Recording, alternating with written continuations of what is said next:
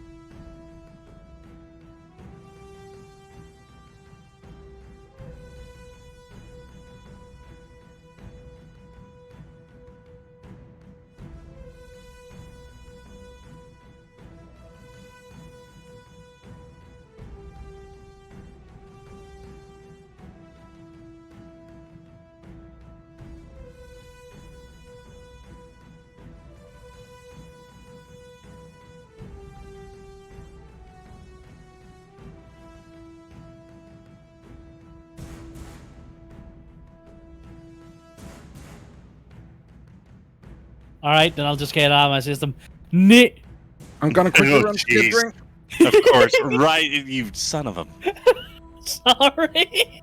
John, if you weren't lovable, Uh, then you probably wouldn't be John. exactly. I'm a lovable little scamp. Well, not little. I'm a lovable big scamp.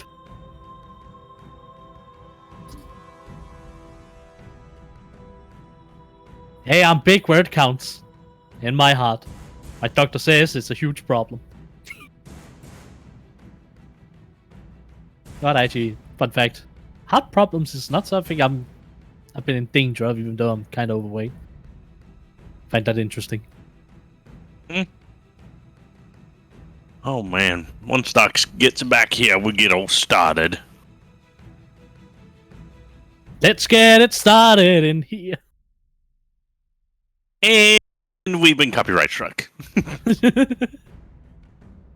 I mean, if I only sing one line, that should be acceptable. However, if I do a Vince McMahon and say the rumbly thing, then we can get copyright struck.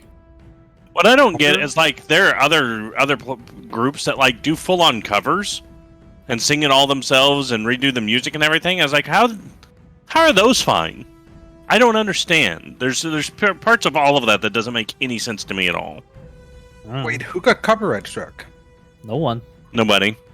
That's also something with the whole thing going on with D&D and the rights and all that stuff. I was watching the latest episodes of The Legend of Vox Machina, and they changed the oh my word, my brain's gonna stop working. The beholder wasn't a beholder; it's just like a squid thing. I was like, man, how hard did they shoot themselves in the foot by not making an easy licensing deal to Critical Role to use all like their spells and all of that other stuff? It's just. Who in marketing didn't go, this is the easiest layup win we've ever had in our entire lives? But no, we got some giant octopus. It looked like almost like a single-eyed Octorok from The Legend of Zelda versus a beholder. Like one of the iconic creatures, you know? I mean, it'd probably be the same execs who did the whole OGL 1.2 thing. Yeah. I actually saw a video that named names, and I was just like, ooh, wow. Jeez. I don't know if I would have done that, because I don't want to be responsible for what happens to that guy. So.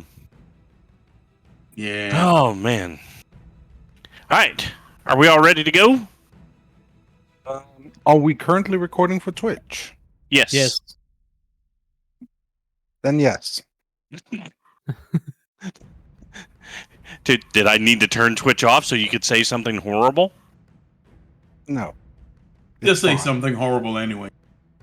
It's fine. I'll wait. I'll wait not- for the commercial break. It's not like anybody watches this crap. Wait for the commercial break. He's still recording then. Sorry. Wait, is someone actually watching us? I don't know. Do we have an audience? I don't know. But if we were to stop every time Doc said something horribly, we wouldn't be recording at all. So, before we do our normal introduction and everything, I do need you guys to be quiet for just a second, because today's video is actually sponsored by Raid Shadow Legends. I sent an email on Thursday. They came back really, really quick. So it's one of the biggest mobile role-playing games of the last like 5 or 6 years. Currently, almost 10 million users have joined Raid over the last 6 months, and I'm just screwing with you guys. It'd be hilarious if we actually had a sponsor from them. I mean, good for you. They pay a couple of thousand, so... I was losing my mind. I'm just gonna say this: if Air Up or Pepsi wants to sponsor us, I'm all up for it. Hey, you know what? I can tell you who can't sponsor us right now, and that's Walmart. And let me tell you why. I ordered a case 3 weeks ago of this new Pepsi that's like, it's black cherry soda, and they're calling it like their soda shop version. So it's black cherry soda made with real sugar, and the other half of it is cream soda made with real sugar. And they said, oh, it'll be there Tuesday, and then it got delayed to the 30th of January. And then earlier this week, they canceled the order. And I'm upset. I want my 18-pack, and I'm not going to forgive them. That's all. You have a problem. So I don't have any of the cherry soda. Well, I've got So- cherry soda now. I went and got the good stuff since they didn't send me that crap. So So a we are Kmart not- sponsorship on the way. So we are not accepting the $500,000 sponsorship from Walmart we just got? No. No. I'm holding out for $650. All right. So when last we left our heroes, where's my list? I'm not very good at this suddenly. When last we left our heroes, Nate Pippin, the Human Ranger, Gobx Varn, the Deep Gnome Hexblade, Othokent, the Lizardfolk Life Domain Cleric, and Abraham Grissom, the Human Wizard. Grissom. Our friends at... I thought... Shut You up. said Grimsom. I can't talk, all right? I only talk for a living. Leave me alone. You wonder when someone other than us is going to notice. Yeah, I know. It'll be fun. But Abraham Grissom, Human Wizard. Our friends had been surrounded by weird zombies and attacked and had a big war.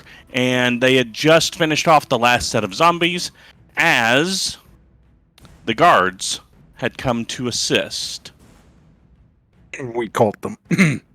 And that's where we are. Yes, because you guys called them. You yelled for guards and they came running. And worked out really well. Fantastic. I have to say that this is the most unrealistic part of this campaign. It's The true. police actually being on site. Hey, there was lots of crime and stuff going on in the area. So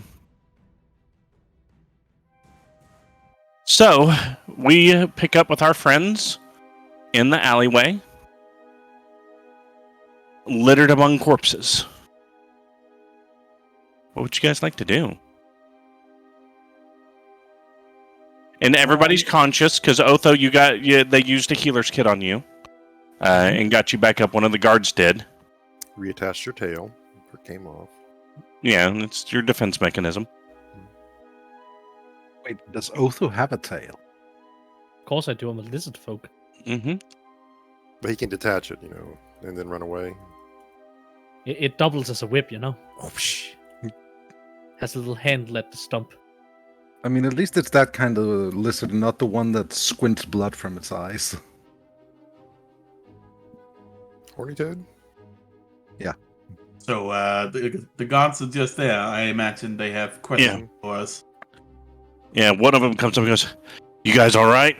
That was a hell of a mess. Where did these guys come from?" We were walking through here, and we heard something around the corner. One of my companions was curious. We peeked, and suddenly there was a group of them behind us. And they were coming at us. We didn't know why. Yeah, that more or less sums it up. All right. Well, we've got an expert coming down. It's a cleric, and he kind of specializes in this. He's been helping us with some of the investigations. Do you chaps mind hanging around for a little bit? Wow, these things are dead, aren't they? I'll send I'm Roscoe afraid up so. to go look around. Yeah, they are. Oh god. It was quite strange. They seemed to try and carve symbols into the head of our dear Othokent here. Yeah. I don't think they finished, and I'm gonna take a proper look at Otho's face if he allows it. Actually, I have no idea. check. I have for no idea you? how I'm not going to accomplish this. I I was reached more- his knees. Get Well, down well, here! Climb him! Climb him! I was more thinking about figuring out what kind of state the bodies are in, how long they've been "quote unquote" dead. Okay. Well, they started bleeding. Like after they were dead, like the thing faded and they became alive again and started bleeding and acting like they were always alive. As I understood it, sounds grim. Yeah, so couple checks here. I need Kent. Go ahead and give me a medicine check for status of the body. Can I assist? By the You way, can assist if you'd like. Yep. So go ahead and roll that with advantage. Give me a check for I'm sorry. What was your bird's name again? Roscoe. Roscoe. I Give don't me have a sheet for him. Damn it. Give me a perception check for him.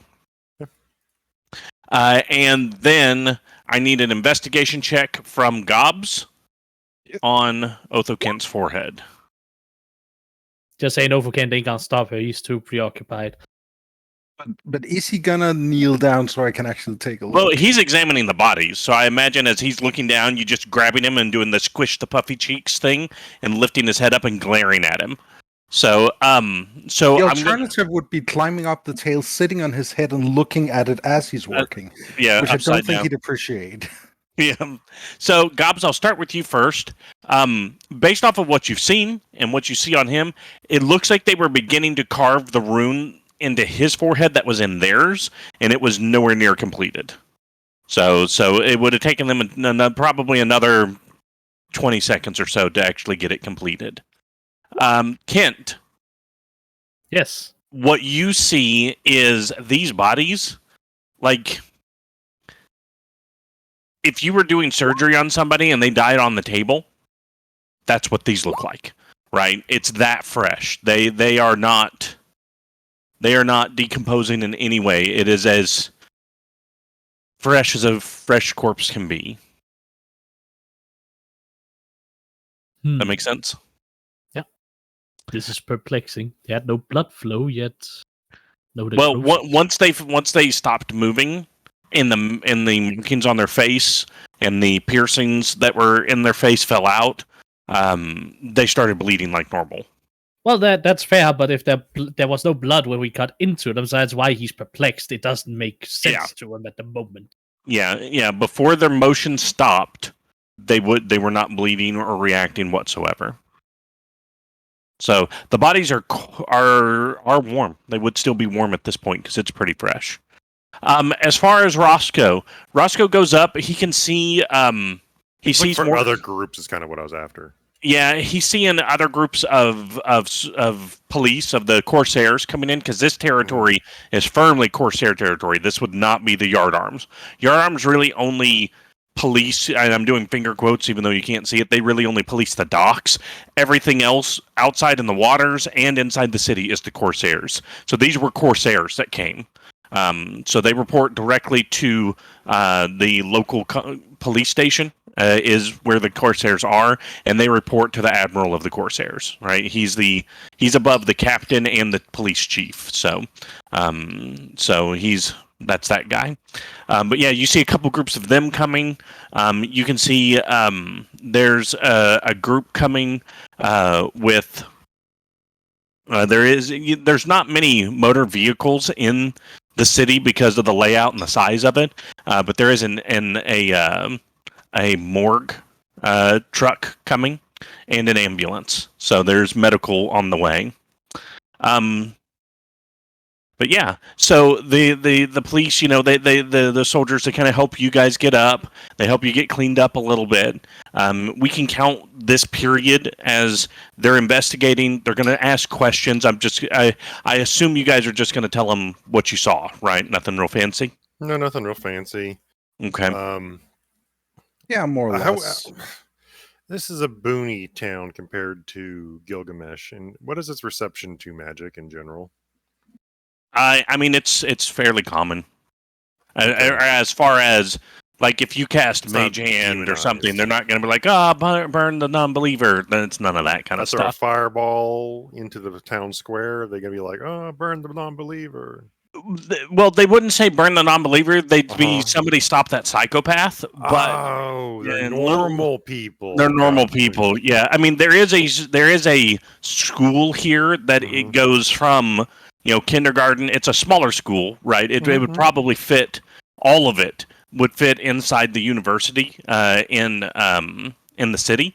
But it's K through doctorate work there, so they do some studies there. Stuff like that. Okay. I have to say that I'm worried that you're talking about a fireball and then pivot to talking about a school. Oddly American, though.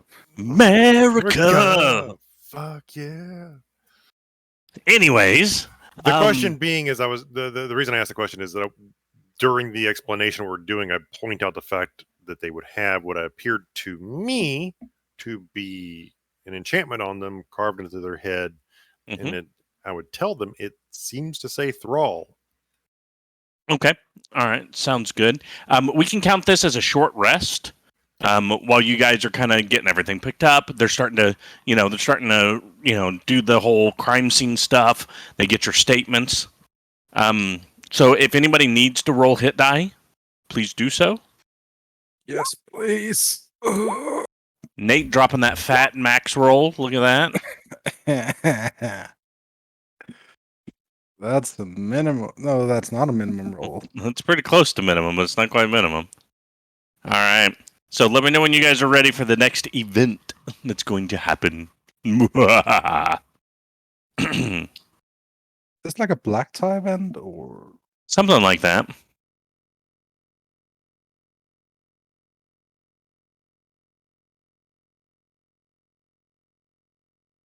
Is that anybody else rolling anymore? Nexus is having a John's having a goof. We'll give John a second. I can't really tell what you're saying, Soundscreen. Is it messing up for all of you? Just him.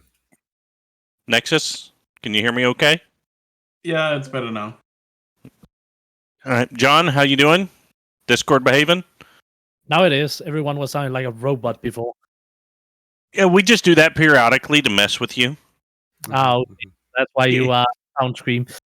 Yes. All right, so as you guys think things are kind of rounding up, I need perception checks from everybody. Perception. Not possession, perception. Don't ask about that skill.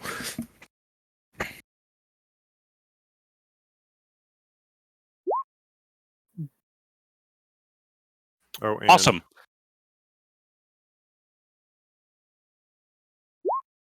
Another 11 for Roscoe. Hey, we appreciate his consistency. Everybody sees this. So as you guys think you're about winding up, there is a very, very tall, dark figure beginning to walk down the alley. So let me describe this guy to you. Stands a little over 7 feet tall. Has a hood drawn over his head and a long cloak. It's actually like a hooded trench coat that he's wearing. Is he skinny or wide? Very, very skinny. Very, very skinny. You can see, like, as he walks, you can see he hasn't worn this coat in a while because there's literal dust floating in the air behind him as he walks. He's all covered up and everything. And a soldier comes up to him and goes, "Oh, excuse me, sir. Oh, it's you. Yes. Do you want to speak to the? Of course, Dr. Burke. They're right over there." And this tall figure just kind of turns and starts to walk towards the group of you. I'm gonna look to Otho. You guys can do a history or religion check to see if you know who this is. I'm gonna go out on a limb and say that Gobx simply doesn't know. If they're not local, she has no clue who they are. Damn, old man McSmarty Pants coming in from the left side. It would actually make sense. What could I roll? You say religion, religion or history. Religion check is not as difficult to hit as the history check is, but it's really, really hard to hit. Got a -2 on both. Hey, -1. Yeah, that checks out. I have no clue. So, Abraham's the only one who hit the DC. The DC was 25, because this guy is not well known. You recognize the last name Burke when you were looking through things. There was a guy probably 1900 years ago with the last name of Burke who was famous for he found, or legendarily found, one of the horns of Orcus. So when you were doing some of your researches of old languages and things like that, there's a legend of a guy named Burke who found the Horn of Orcus and was severely punished by the Raven Queen for doing so. Does he look raveny to me? He doesn't look raveny. He looks like a guy wearing a way too edgy Holocaust cloak. But he's 7 foot tall, skin and bones. Skin and bones, very skinny. But he leans over and sees you guys and just goes, Verily, these gentlemen seem mighty sus to me. This thing is hot! And he takes off the cloak and throws it on the ground. And now you see standing before you a bone-thin, literally, undead person. Very emaciated. Like, imagine... The easiest way for me to think of Jack Skellington, right? From The Nightmare Before Christmas. And then drape some skin on him. He's wearing a zoot suit jacket. With a kilt, jacket? A zoot suit, like an old ska band. No, not a striped one. His is solid purple. Okay, he's got a solid purple zoot suit jacket on underneath the Holocaust cloak because he tries to be dramatic and he fails. But he's got a zoot suit jacket on it's purple with a white tie and a kilt, and then a pair of sneakers.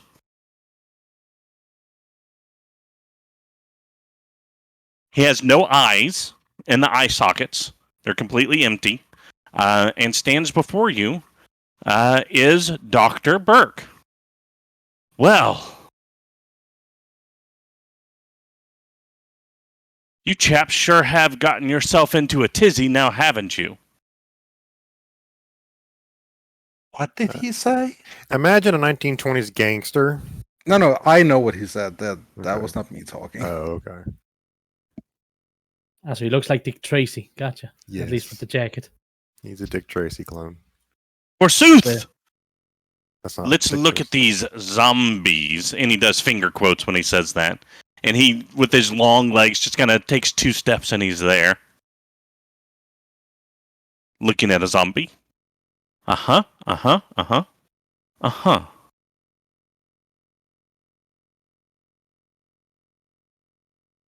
Interesting.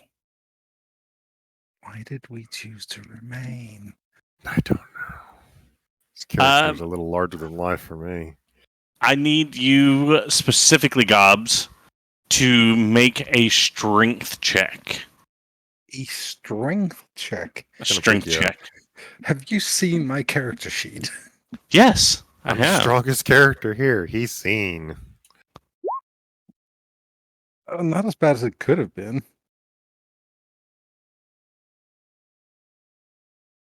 You feel a hand reach over and wrap around your shoulder, and you get jerked 10 feet to the side as he pulls you in close to him. He actually smells not bad. He smells like thyme, like fresh thyme. No, he was that close. He wasn't. He took a step and did a stretch and grabbed you and then pulled you in and goes, Verily, these zombies are not of the common sort, my friend. They are in truth voodoo zombies, daddy-o. They're gnarly, and the dudes that create them, the basest of cats. It's a serious bummer, and it doth weigh heavily upon mine heart. Sorry, do you speak common? Yeah. That's what... Look, I try to keep up with the times. You guys need to stop changing your language so much, all right? It's not my fault, all right? I can only read so much. No clue what you just tried to tell me. I get it. How old are you? What is today? I tell him today. Oh, in 3 months I will be 1973? 1973 years old. I mean, it's been 1941 years since I died. How often do you get out? I mean, you know, they come get me whenever there's something undead related. Ooh, go get the champion of the Raven Queen. Ooh, spooky stuff. he doesn't come out too often, so he's probably using a lot of old terms that we haven't heard of ever in our lives. Yep. His whole thing is his only access to the outside, usually because he doesn't like scaring people, is pop culture on TV. So he's confused on which slang he should be using. I'm Heinrich Burke. Pleasure to meet you guys. Pleasure to meet you too. You guys stopped these things? They tried to stop us. We simply defended ourselves. Oh, well, either way, good job. Good job. Voodoo zombies are tough. They're weird, right? Because, see, your normal zombie... Hey, paying attention? Everybody following? All right? Yes. You got it? Righteous. Doing my best. All right. Normal zombies, you take a body that doesn't have a soul, and you reanimate it. Right? Voodoo zombies are different. Voodoo zombies, you help the soul leave, and then before the body actually dies, you enslave it. A little bit different. A little bit different. Make sense? Yeah, I guess So- that fits what they were saying. Yeah, so that's like why because they weren't dead, but there was nothing else there, right? It's kind of like, with a zombie, it's kind of like you go and you camp out in a house that's abandoned. Where with a voodoo zombie, you go and kick out the tenants, and then you rent it out as a B&B until you decide to sell it. That's a really weird analogy, but it's the best thing I've got. I've been watching a lot of TLC lately, and I've been, I think I could do it, right? I've got a nice catacomb. I kind of worried about the kind of people who'd want to rent a catacomb, right? Those guys are freaky. Yeah. So, he starts picking his nose. So what about where these things came from? Oh, yeah. This is pretty strong voodoo magic. And what's strange, right? What do you know about voodoo magic? What does it mean? Okay, what does my character know about voodoo magic? Because it's not a thing that's in the D&D manuals. Give me an Arcana check. No, I know nothing. I know nothing. You would know that it's not a traditional magic. It's kind of because you didn't really look into it, because it's kind of a half religion, half arcana. Mm-hmm. So, based off of the look on your faces, all right, you guys totally need to scope out some info. So let me help you out. All right, homies? He puts a fist bump out. Don't recognize it. I do recognize that. I'm still not gonna respond though. He's Sure just thing, hanging. He's bro. waiting. He's waiting. Fist bump. Hey, my man. This dude, he's down with a sickness. Yes. Epic, bro. So, right? Totally tubular. I got you. All right, so check this out. These morons, all right? They get their magic by enslaving devils. Okay? Now, here's the thing. Depending on how strong they are, determines who's in control, right? If they take a weak devil and they're strong magic, then they can forcefully bind that devil to do what they want, right? So some of their voodoo, and he's doing finger quotes again, gods, are these weaker devils, right, that they've worked with for a long time. However, if the devil is stronger, it'll bind the voodoo doctor or priest, okay, to do what it wants. So it's kind of a give and take, right? And it's kind of sketchy. Now, here's the weird part, right? With the whole... Huh? All of this is weird. Well, why don't you just be a Judgy McJudgerson, all right? Jeez. Why don't you let people live and be themselves, okay? You need to stop, collaborate, and listen, all right?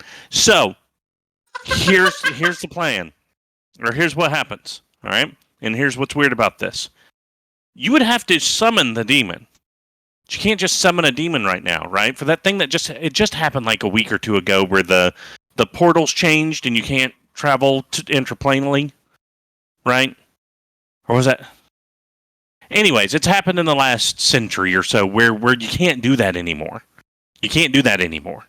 All right. So if this person, this whatever his name is, Daddy Laveau or LaBelle or Patty LaBelle, I don't know, whatever his name is, if he's using this kind of magic, that means he's contacted the devil, and that devil is built a funnel through either the Shadow Realm, the Shadowlands, which the things in the Shadowlands don't like anybody, right? So a devil, even a strong one, would not want to make that trip, or he's made a deal with somebody in the Fey Realm.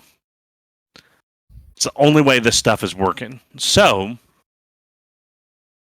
yeah. So there's somebody here who's strong enough to make contact with not just a devil, but also a Fey Lord, probably, and figure out a way to appease the Fey Lord in order to get some of that magic channel-y good stuff from his devil that he's got bound. Or vice versa. It could be a strong enough devil that's made a deal with a Fey Lord that is then channeling the stuff to his... What does that say? Thrall? Yes. Yeah, thrall. Channeling it to his thrall, and he's holding a face. He picks up a head like, it's channeling a thrall. So a Fey Lord is involved either way. Yeah. Crossing across the plains right now to our little bubble of the universe. You have to go through. I mean, or it's a Shadow Realm, but that would be that wouldn't be a pipeline. That would be I'm going to go through it and then pop out and be there. And if a devil of this kind of strength was here, we'd probably know it. So is there a way to backtrace to where this Fey Lord is? Maybe. I know I've read a bunch of novels, right? There's this old lady who used to investigate murder mysteries, and I really liked her book. She used to write about them all the time. And the first thing she always did was figure out what connected the victim.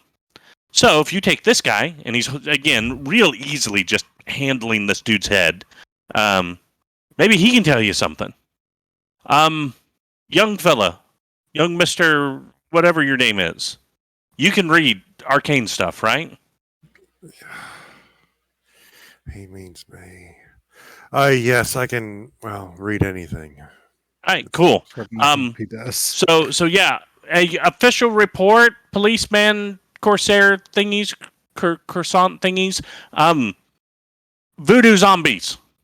Probably that Papa Laveau guy, whatever his name is, involved. There, I've told you what it is. My assistants here are going to take over from here. I need to go lay down. I've got a bit of a headache. Here. And he hands you a scroll of Speak with the Dead. Okay. Did we just get drafted? So yeah, you guys handle this. And if you stop it, then my boss will be less angry with me. So I appreciate that. I'm not wearing pants. Oh, yeah. I do believe you're wearing a skirt. He kind of holds it up and is like, is it my color? I don't know how to No? respond. It's a decent choice, I'd say. Hey, I appreciate you.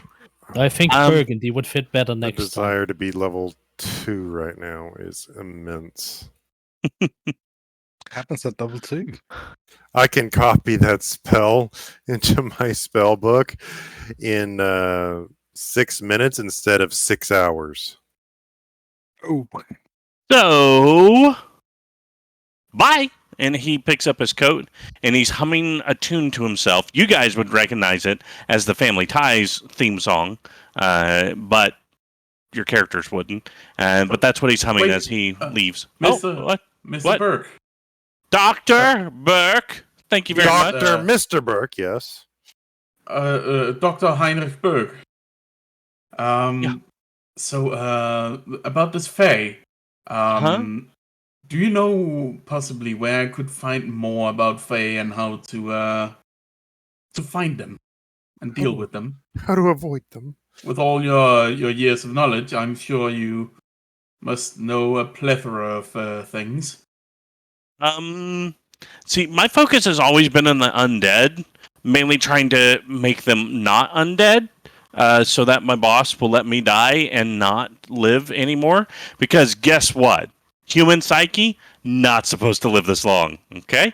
Gets a little, little. Yeah, no, Uh, I get that, but since Fae are always involved in this, then I imagine Well, that they're not always involved. They're involved now because they're making a killing in favors and blood, and buying infants and dogs for some reason. I don't know why they like so many dogs, but anyways, all the Fey Lords are taking advantage of the situation that you have to go through their realm or the Shadowlands to get here or to get out of here. Yeah. So they've been taking advantage of that since that whole thing happened. Then that Gilgamesh, man. Talk about leaving your mark on everything. Yeah. What were we talking about? Dick slapping reality. What? What? Dick slapping reality. He said Gilgamesh left his mark on everything. Sorry, crude joke. Dick slap their reality. Oh, there goes gravity. Mushroom good. stamped reality. Gotcha. Oh. Anyways, bye. Oh, check there was a professor who specialized at it at the university. Maybe he knows something for you. He died. Oh. Well, then, have you looked at his research? I'm not sure I can get access to it. Well, I mean, I'm not in charge of that kind of stuff, but I'd be willing to bet the guy who stops this voodoo zombie priest be a hero and can ask for any reward he wants, no matter how pretty the girl is. Right? I see. Well, thank you. Word. I'm gonna go peep me some deets on some food. Did I say that right? The show. No idea. Thank Do you. you eat? Just occasional soul. Catch you on the Flippity Club. That's a lich joke. No, I don't eat, but I like the smell of it. I can still smell things, Fair. which is sometimes a curse. I live in a graveyard. That makes me sad. You could live somewhere else. I feel like I need to take a bath and sanitizer. So, and as he says that, he starts to walk away just sadly, with his coat over his shoulder. Somebody needs to give him a hug. Are you volunteering? No. Yes, big He's hug. not wearing pants. I barely understood that situation from start to end. Well, I think my brain just didn't want to comprehend it. I'm smelling burnt and blood. I've seen some of these things before with my grandparents.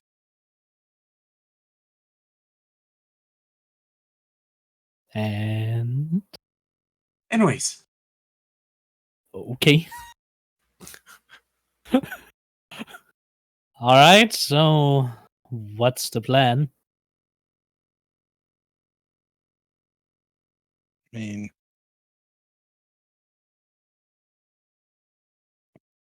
what did he even talk to it? I'm just debating whether or not I'll just cast the spell. It's only as level 2. So I pull out the scroll. Speak with it. It's. He said, well, this would do it. I'm Well, gonna get let's real nosy and look at the scroll as he's reading it over. I hand it to her. I grab the head and I put it back on the corpse. Kind of like arrange it in a little, kind of get it appropriate. Says, I have no clue what this thing does. Implies a corpse. I imagine it has to be whole, so I guess. That's I want to give it a shot. Gobs, please. I'll take that back. Yep, please. All right. Start casting the spell. Don't need any components or anything like that. Right. Because it's all been used before. When I cast it on that corpse. Technically need a corpse. Yeah. It just has to be a corpse that still has a mouth and can't be undead, which these are not. They're not technically undead. And it has to have become a corpse within the last 10 days. It can't be the target of the spell in the last 10 days. Oh, that's right. Yep, I missed that. All right, so you've cast. So you read the scroll. You have no problems with it because I think it's dumb to make people do arcane checks to use a scroll. That's the whole point of a scroll. Agree. So yeah, you have no problems using it with your arcane proficiency, and you see the head kind of snaps up. It's one of the girls, one of the female voodoo zombies. Her head comes into place and sits up with that deep as a animating spirit inhibits her, and the head's. What's that? Nothing. He's questioning its need to breathe. No, I was questioning whether it was the one I cut down because I remember. Oh, kind of female like it but we remembers cut you. several ones. Yeah. That was sort of it can be. It doesn't really matter. Okay. But so it sets up, and you have 5 questions that you can ask it. Okay, we have 10 minutes and 5 questions. You must ask it directly. Questions. Can anyone ask a question or just you? I would say it has to be the caster. Yeah, it says you can ask the corpse, not just Just Okay. don't ask weird questions like what's your name and what food do you like. It only knows what it knows, so don't ask it something that it doesn't know. Okay. Ask. I'm gonna take out the flyer for that gathering again, and say, ask it if it was at this gathering. I'm gonna hand over the flyer to. Did you attend this? I don't remember what the event was called. I apologize. You named it. It was just a protest Okay. flyer. Did you Reverie. attend this protest? Yes. Who Okay. was speaking at the protest?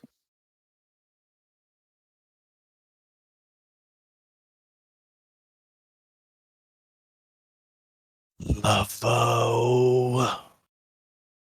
Before you ask another thing, can it do more than single word answers?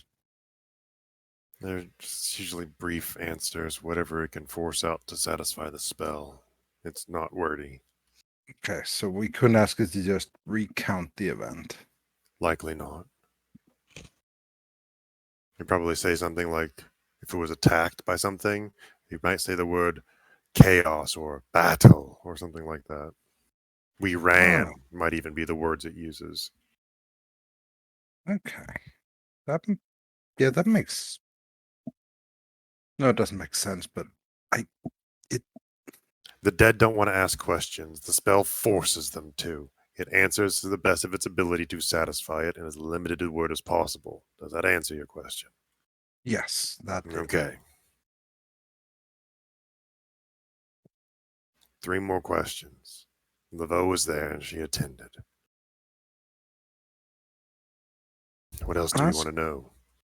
Ask if Laveau used any sort of magic on them that controlled them like this.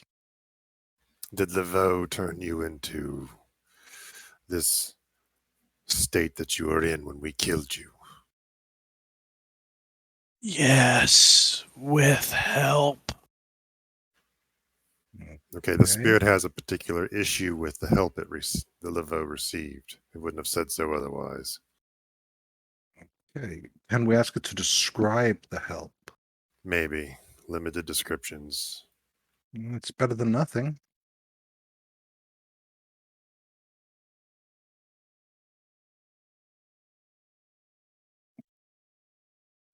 If that's a question, you need to make it clear that you're asking a question. Yes, I will. And this is number 4, correct? Will be, if I ask this question upcoming, it will be number 4. I have 2 left.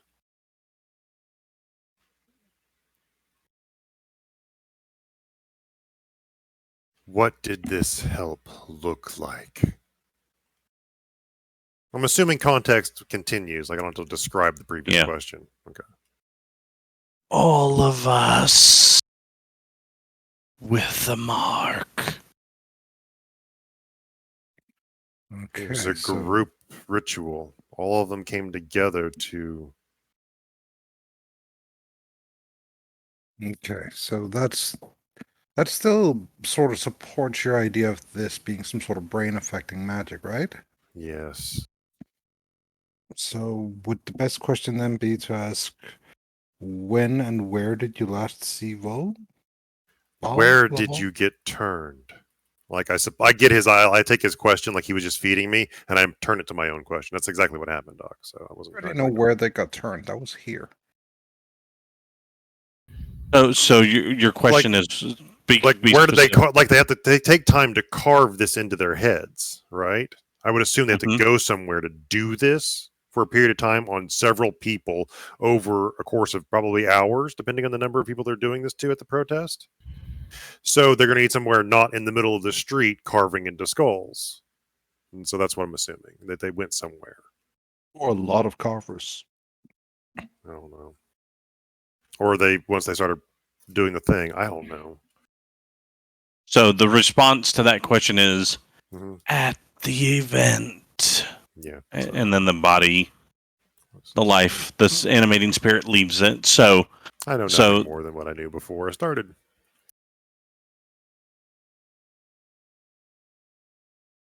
So we know Laveau did it. We know he was at the event.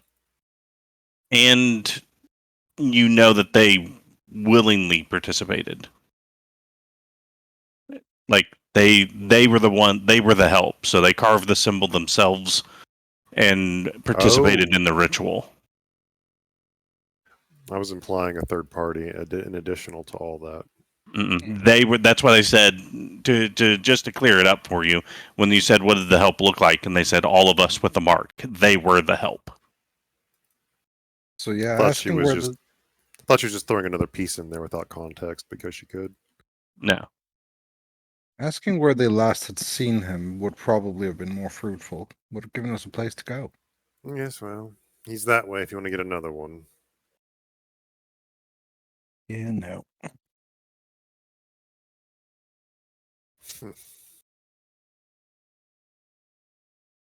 Well, we can try and pick up trails and clues. Operating in the open so brazenly. Nobody saw them? Nobody alerted the guards? Was everybody complicit? Before we start, doing this thing proper, we should probably ask the guards if we're okay to check their pockets. I mean, they might have something on them that could lead us to where they might have been. It's true. I start digging through their pockets. Yeah, you know what? Fuck it. I'm gonna help. Yeah. So one thing you do find in every pocket you check, and then the guards are like, "Yeah, no. You're working for the doctor. We're good with it. Just if you find anything, let us know." Right. You do find the flyer in each and every one of their pockets, and that's it. They also the knives they carried, I'm guessing. Yeah, they're knives, and the knives they're varied, but they're all just really sharp kitchen knives, right? Like you would find in everybody's kitchen. Okay, so they're not like special ritual daggers; they're just shop objects, basically. Yep. I didn't mean to click on that. Oh, I hate that freaking. Oh, hi, Jeremy. Hi, Jeremy.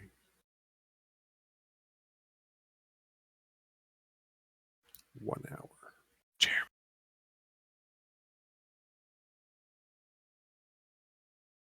All right. So they finished with the crime scene, and then it's like, all right, guys, we got to clear this. We got to, the people that handle bodies and stuff are there, and they're starting to pack everybody up. What would you like to do?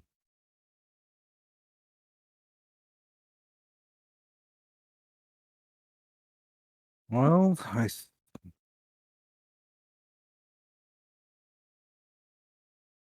actually, I'm gonna ask one of the guards something if they're starting to pack before they start to pack up the bodies. Hey, can I ask something? Yeah. You know that rally that took place where a bunch of this stuff happened around here? Yeah, that was weird. Bunch of people carving stuff into themselves and yelling at the, at the house of the, the commissioner. Yeah. Where exactly did that take place, if you don't mind us taking a look around there? I mean, I'm sure you've already overturned the whole place, but Yeah, no, it's actually not too far from here. As just for your sake, in case you don't remember, you guys did go by there. okay. Yeah, But there wasn't a whole lot to see there. It was Yeah, because it's been a couple weeks. It was right there. it So, was and you also guys just are like right here. double-checking. It was also just double checking in case that we got a street wrong or something. Yeah, it's just around the corner. It was weird, and because the people were all chanting, right? They're following the lead of that guy. We had a couple police over there, but then things got weird because they all just started, chanting really loudly and started cutting. I should have put this together. These people were from that. They had the symbol, or at least they cut that same symbol in their foreheads at that place. Do you think So you we let can a group get... of people mutilate themselves in public without intervention? There were only like 3 officers there, and there was like 30 people there. And how long did it take for this to happen? I mean, it only took them a couple minutes, and then those police called for help, and by the time the help got here, they kind of scattered and went in all their different places. Hmm. Did you manage to arrest any of them, or? I don't know. I wasn't on duty that day.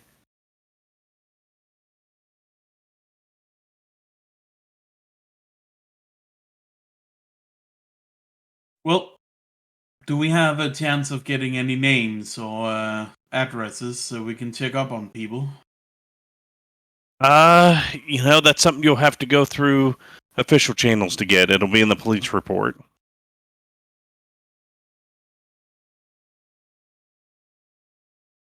And those are Okay. likely not open to the public, and we don't exactly have any papers on whom we're working for, so. That sounds like a rough deal, buddy. Also, we don't have any contracts, so why are we even... No, I know why. Never mind. Here because of you. Yeah, I know.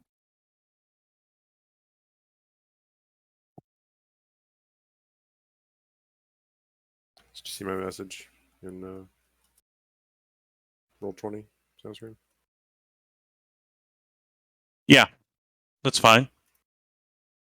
Okay. Did that when he was doing that whole business? When he was doing all that whole conversation. Mm-hmm. So now that the bodies are not animated, there's no magic left here, so you don't sense anything. And walking around that area where the protest happened, and don't pick up any emanations or anything like that. There's still a faint trace of goodness, my brain's not working. What's that? It was enchantment last time. Yeah, enchantment magic. Yep, still that faint hint of that. No trail, just only here. Yeah, not really a trail. So let's do this. Specific. Where's Laveau known to be? So, give me. I want Gobx specifically to give me a. What check would make most sense? What would be a streetwise check? Survival.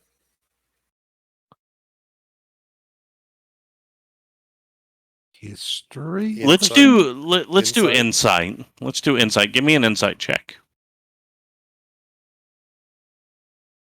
Okay, so when you start thinking through it, all right. So this dude comes up, makes a big mess. He's wanted. He's got that weird face paint stuff and everything you've seen. He's probably not hiding above board. So if you were in his shoes, where would you hide? Underwater. I mean, there's a whole part of the city that's Yeah, just been overturned, so likely there. Likely, like Yeah. broken down buildings that got swiped out on the flood, the tsunami. Yeah, so you would think he's probably somewhere in the dirty portion of the berth, or underneath it down in the keel somewhere. Also, a quick question: if you were to head that way, would we go past that that building with the dead gnome out front? That was underneath. That was down in the keel. Okay, that was down in the keel. My bad. Yeah, that was down in the keel that went out to a hidden dock. That was a hidden inside underneath the keel. Yeah. Another thing you could think of is like, okay, well, so he had to have magic stuff. The university might have something, right? Maybe he studied there, something like that.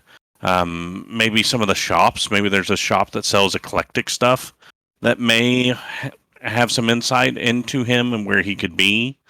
A couple different roads for you guys to think through.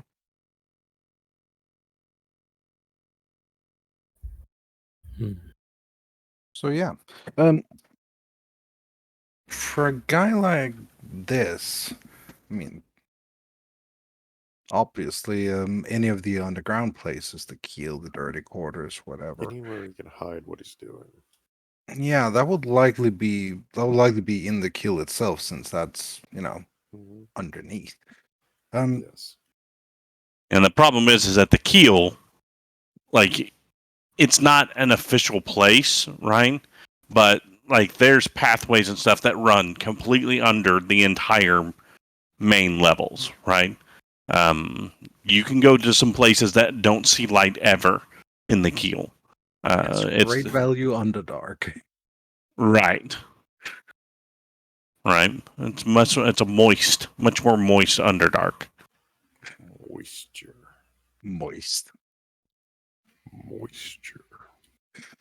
Moisturize me.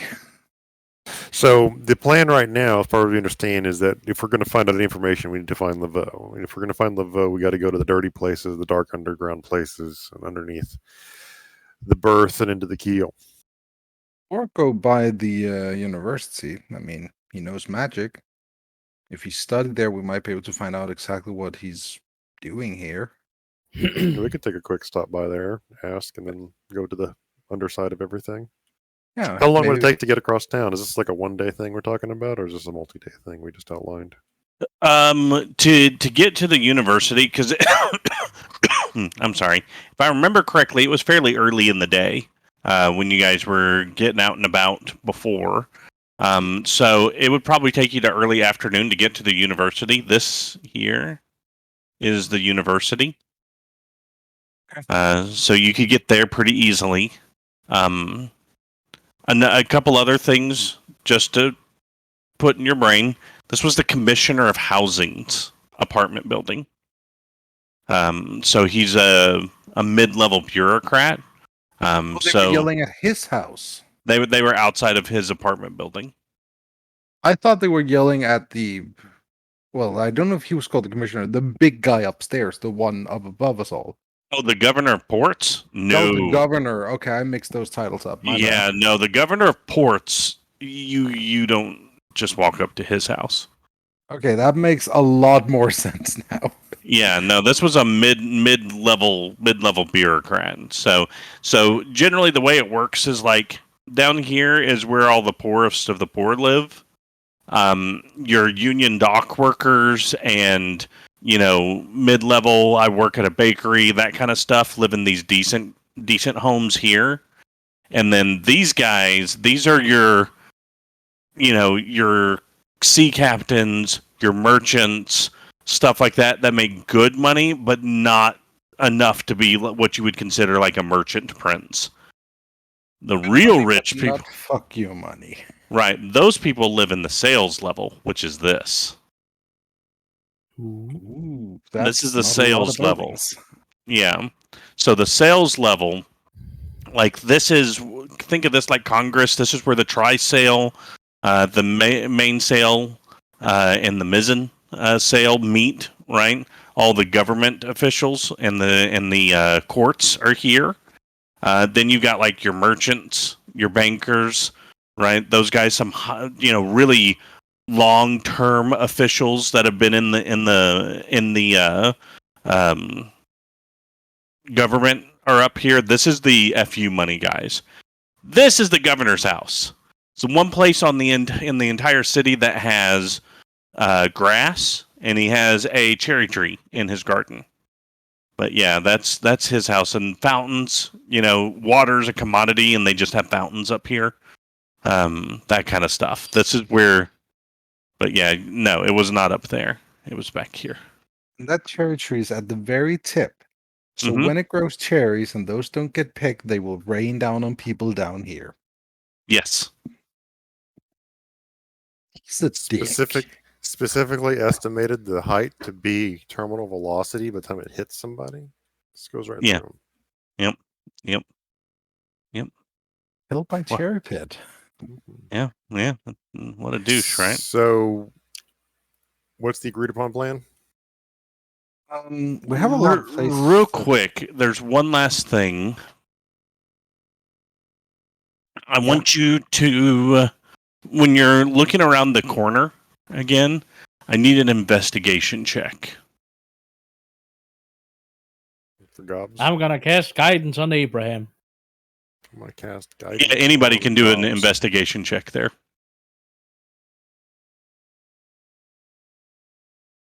Remember your guidance. Not better than Nathaniel. Remember your training, young ones. I'm not young. I mean, he just told you you're young. You're young now. No, I'm not. Yes, you are. It's all relative. Oh, Pippin and Kent. Here, give me a second. I meant to create. It's the easiest way to do this. Can I do it as a handout?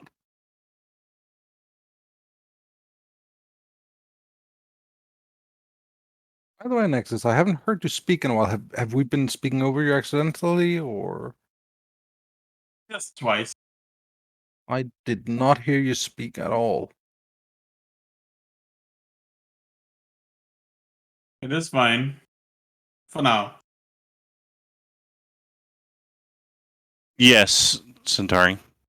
My familiar helps me with every check from here on out for the rest of the game. It's no. You have to tell me that you want it to help you. It's helping me with this attack roll. Advantage. Is this Yeah, Dungeons and but- Dragons 3.5 again? I declare my dodge on you. Yes, I do. I didn't do something. You guys are distracting me. Stop being that way. I Just, declare my dodge on your distraction. just server mute him. Or deafen him. That'll solve the problem. So Kent and Nate, you find a gold pin, like a lapel pin,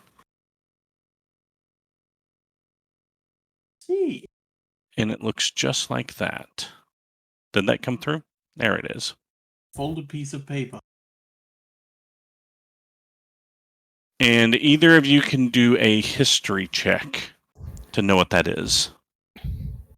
Was someone really messed up drawing a Masonic hawk? Lodge. What? Those of us who are really good at history. I'm gonna cast guidance on myself.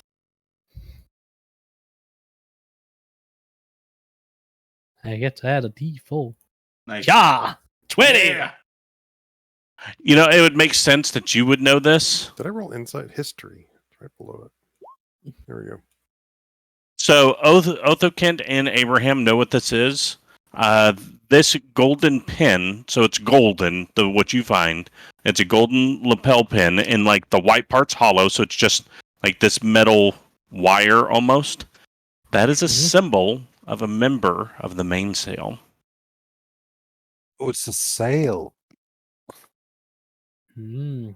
Well, better get rid of that. Why? Well, that was found where? Where was that found? It was found where the ritual was done, and the thing Oh, was. okay. And what And- was it for? It's It's a status pin that you put on the brim of Yes. your coat or whatever, and it's to indicate that you're part of the mainsail cast. Yeah, mainsail. Okay. Yeah, the mainsail is the basically think of it like Congress for the city. You know, I know. I didn't catch the name. Yeah. The mainsail, the main governing body of the city. Be right back. Stomach acting up. There's only supposed to be 20 members. So this would severely narrow down who it could possibly be.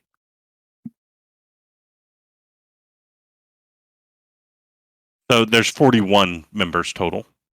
There's 21 that are elected by the people, Oh, right. and then there's 20 that are elected by the captains, the registered captains of the city. I So you need don't- to so- learn to read. Yeah, so you don't know if this is so both the members of the square sail and the course sail, which are the two different houses, could have this emblem. Fair enough. It still narrows it down to quite a few people it could belong to.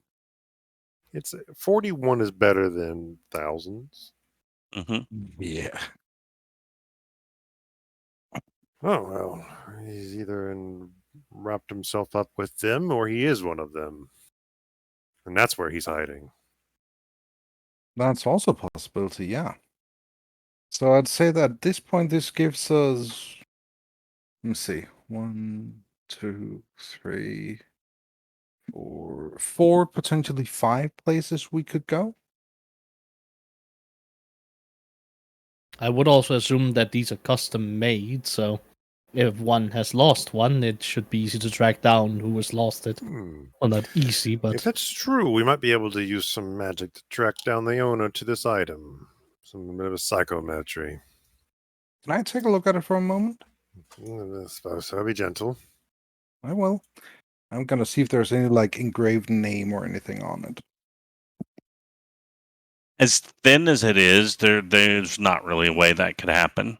Because it's literally just wire. Like where you see black lines, imagine being gold wire, and then that's it.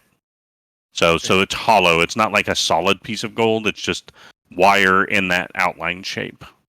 And there's no numbering either. Mm-mm. Okay. Well, it could also be a fake, I guess. Gonna hand it back to Abram.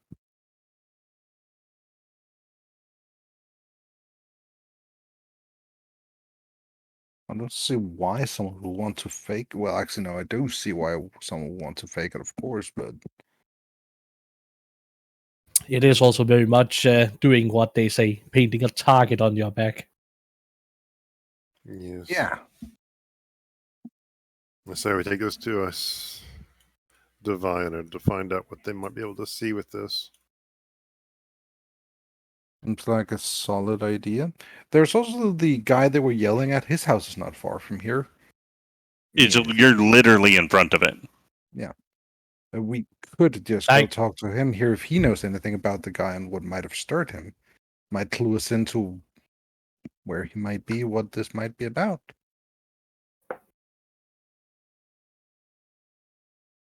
If he will give us the time of day.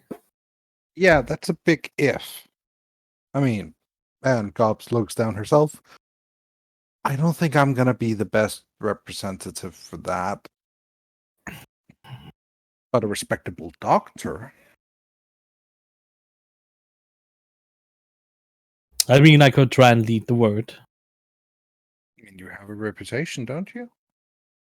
I do. And a good one, I think. I have a reputation for being very upfront and having terrible bedside manner, but being efficient and cheap.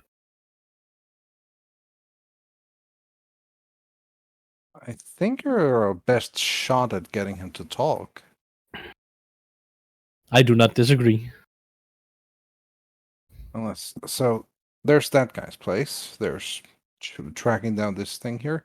There's visiting the academy, and there's of course just going into the keel or the dirty quarters and just looking around for him. Let's see, what else is there? Oh yeah, if he's doing magic like this, he's probably needing some sort of reagent, right? That's how magic works, right?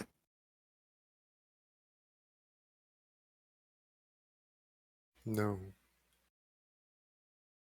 It's not?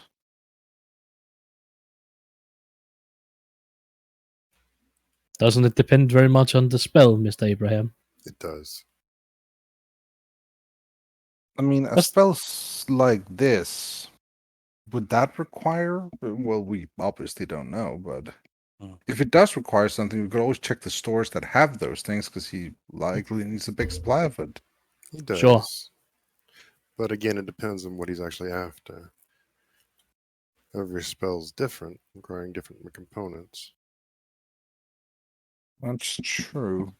And not everybody deals in the same things that you might need. One spell might need a diamond, another spell might need a mushroom.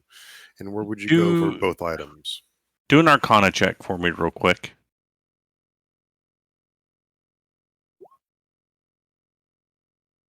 You stop and you think for a second. Okay, so what would be the purpose of doing this ritual, right? What did he get out of it? I'm assuming, and I have assumed, and continuing to assume, the entire purposes of this is to gain thralls. Okay. In key places, and this has very much been indicated by the pin here. If this is real, and it was one of the followers, or one of the people that were here at the protest, and he did turn them, then he's got his finger in that pie. So that's could definitely be part of it. You know, that also might be kind of a side effect. One of the big things that do you remember what they were saying? What the zombies were saying? Free the soul, use the body. Okay. Yeah. All right. What kind of magic could you conduct with a soul? Necromancy. Devil magic. Okay. You guys are thinking along the right path now.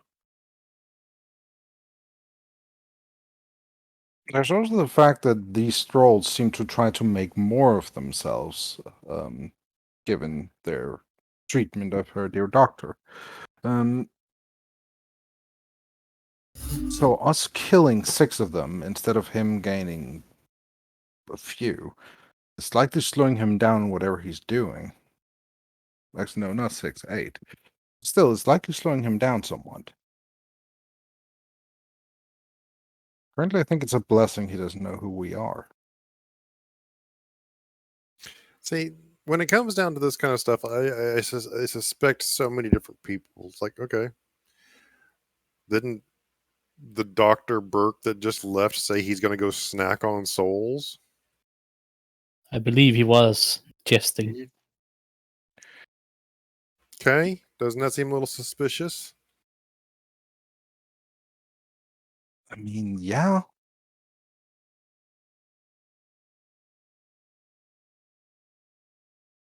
Still no And soul he death, shows though. up and he throws out this name, Laveau. I Everybody mean, trusts him, and we're just going to go along with it. I mean, it's a name we sort of had to begin with. And where did we get that name? This flyer and that newspaper article. Okay. And if it was an invented name by Dr. Burke? You mean that he put it on this flyer and all the other ones we've seen here? But he's the one actually behind it. He's the one creating the thralls. He's the one eating souls. I mean, it's a theory. We can't rule it out just yet. I'm not going to blindly chase down either, but I'm not going to discount it.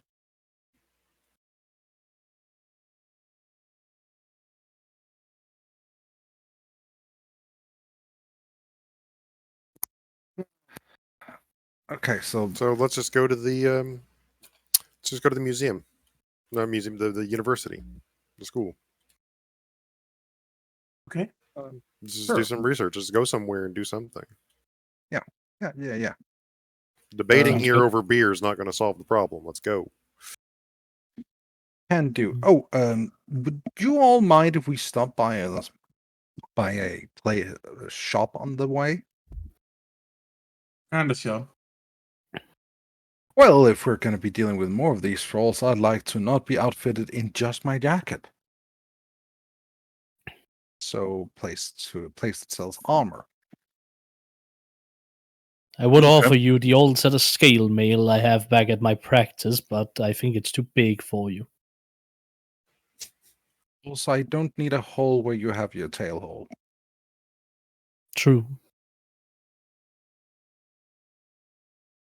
Doesn't sound like a bad idea.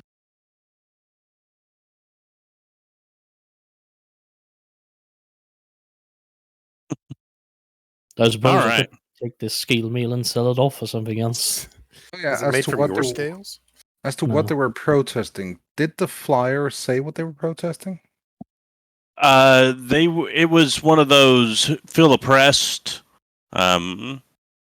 hate life, tired of living in a terrible place. Let's show basically show the upper class how powerful we are.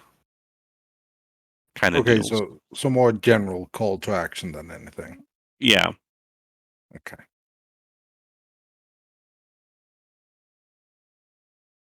At least that's what the flyer says. We of course don't know what was Essentially, said like at the unionization place. type stuff. Yep. Okay, so we have to do some research into the magic that he tried to do, where he might get the resources he's going to need, where we could find voodoo alchemical spell components. Yeah. I don't think that's going to be well known. I don't think so either. But if we can identify the spell he's using, we'd likely know what reagents to look for, right? Maybe we can counteract it. That's certainly a thought.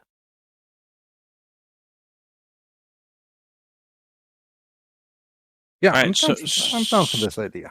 So where are we going? Um, I'm going to the university. They can go Mhm. wherever. I don't feel afraid in these streets. Okay. All right. Is anybody else going with him to the university? yes, I am, for sure. Okay. Next, All I'm right. sorry I interrupted you. What were you saying?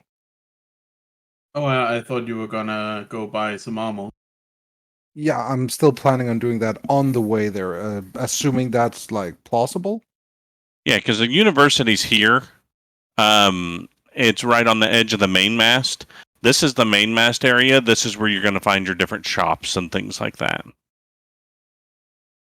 So you guys are coming from up here, so I could see you kind of taking a downward angle, right? Hit a shop that's somewhere in this area. Yeah, and then something like that. Wouldn't be a big deal. So I'm going to say, because you would have run around the market, you would know different places. There's just a generic Dinah's armor and shields type place, shop that you can pop in, and you're looking for what specifically? I am looking for. Here we go. I'm looking for a scale mail of small size, as well as a shield, preferably wood. I'll Okay. take whatever they have. Let's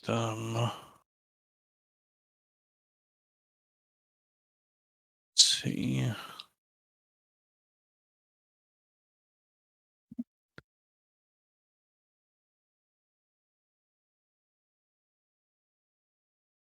I would say that she does have some magical stuff.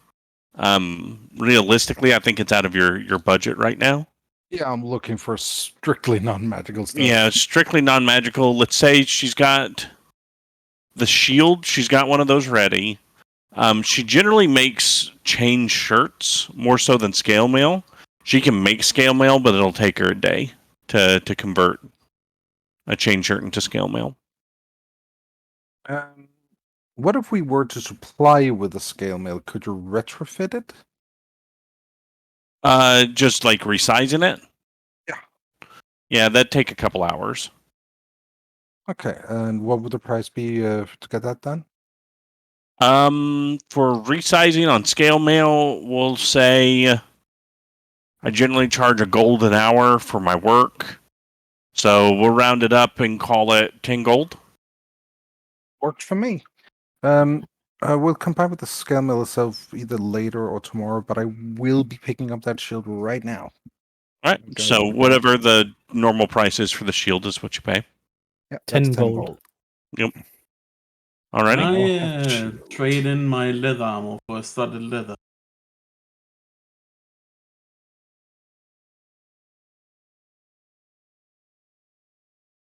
She would have studded leather because she does a lot of hide work as well. So yeah, you could do that. She'll buy it at half price and sell it normal price for that. Yes. Yes. Thank And you game very armor much. acquired. Okay. All right. So you guys make it to the university. It is a little secure because again, it's kindergarten all the way through. Doctorate level work is done here, so it's a big school, multiple levels, multiple wings. So you, I remember my time here. as a heads up, as you guys get there, they are gonna ask you, who you are, what are you doing here, how can we help you, yada yada, that kind of stuff. So as you approach the front gate, a bugbear guard, private security. This is not a corsair or a yardarm. Goes, hello. What can I do for you?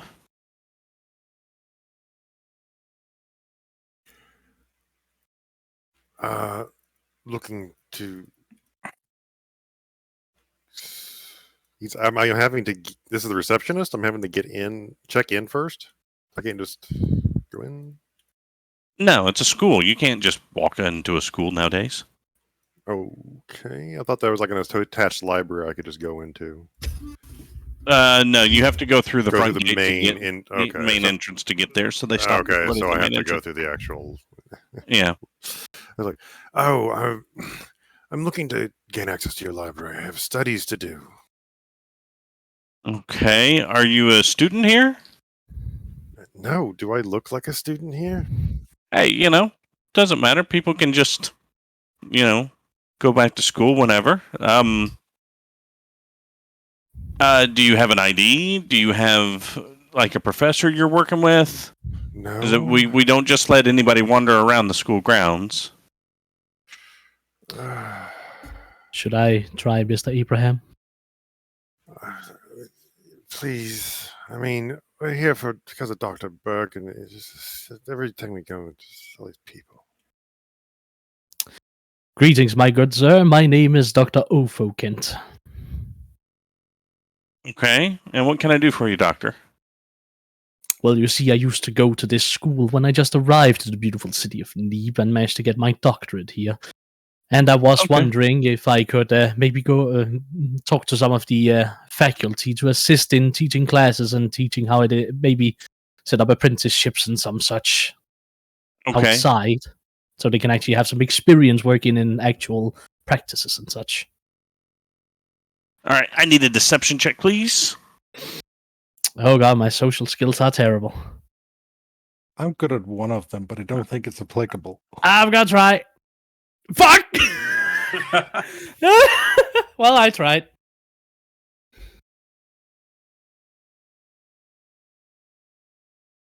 Fuck.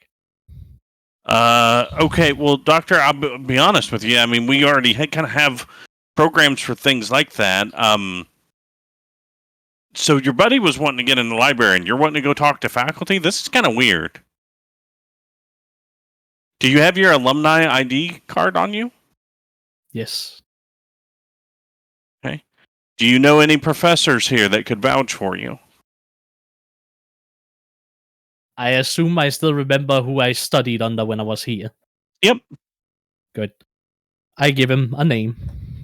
And what is that name? Oh, you want me to come up with a name? It's your backstory, champ. It's your city and NPCs, champ. His name is Is Bob Bob. Johnson. Dr. Benedictus. Oh no! Say it Oh, again. yes. Benedictus. Dr. Benedictus.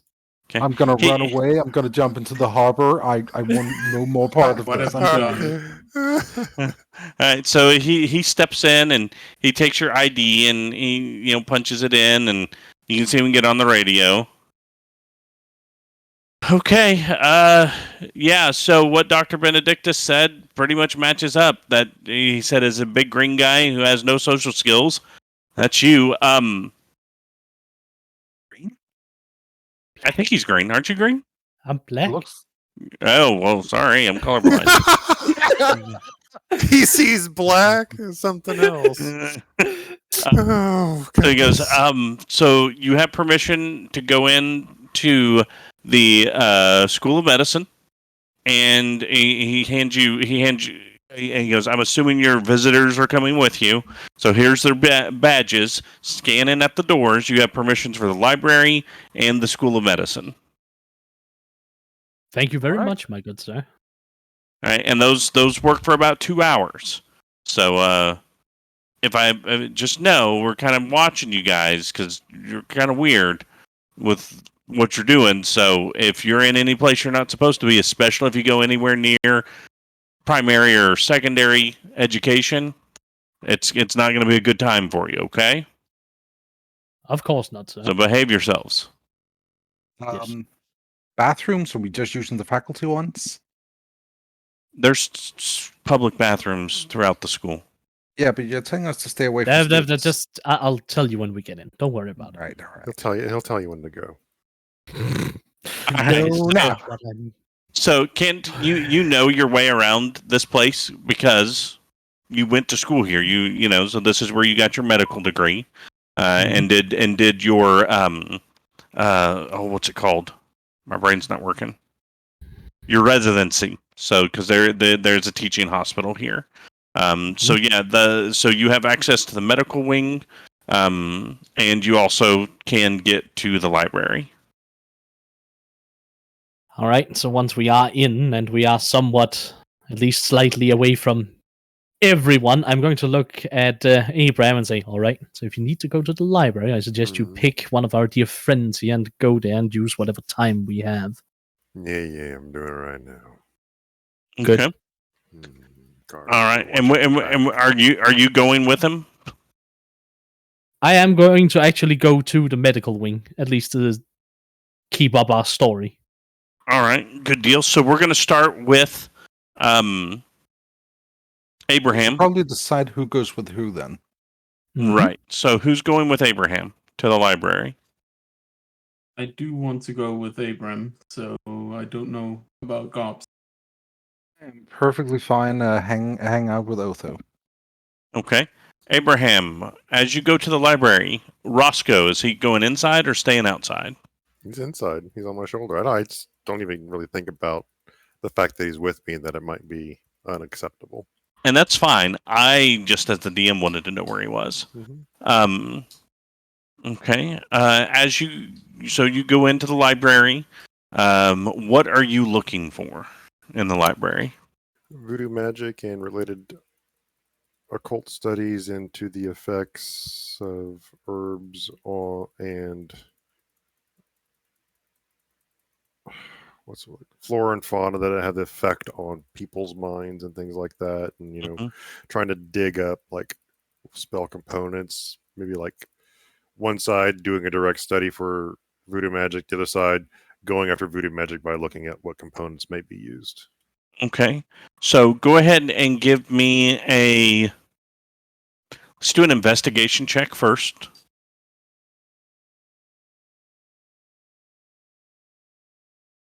Roscoe's helping. He's going to go find me books.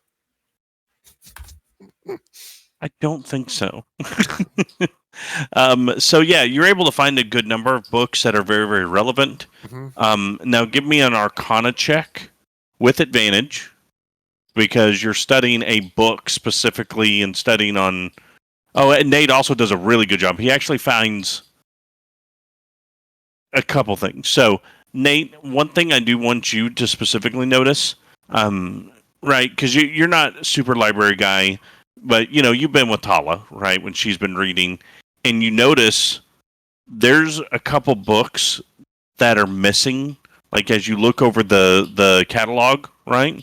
Numbers on the ones that you guys find, you're like, there's 2 books that aren't here that would be here, right? Because there's this, so it's obvious there's 2 books missing to you.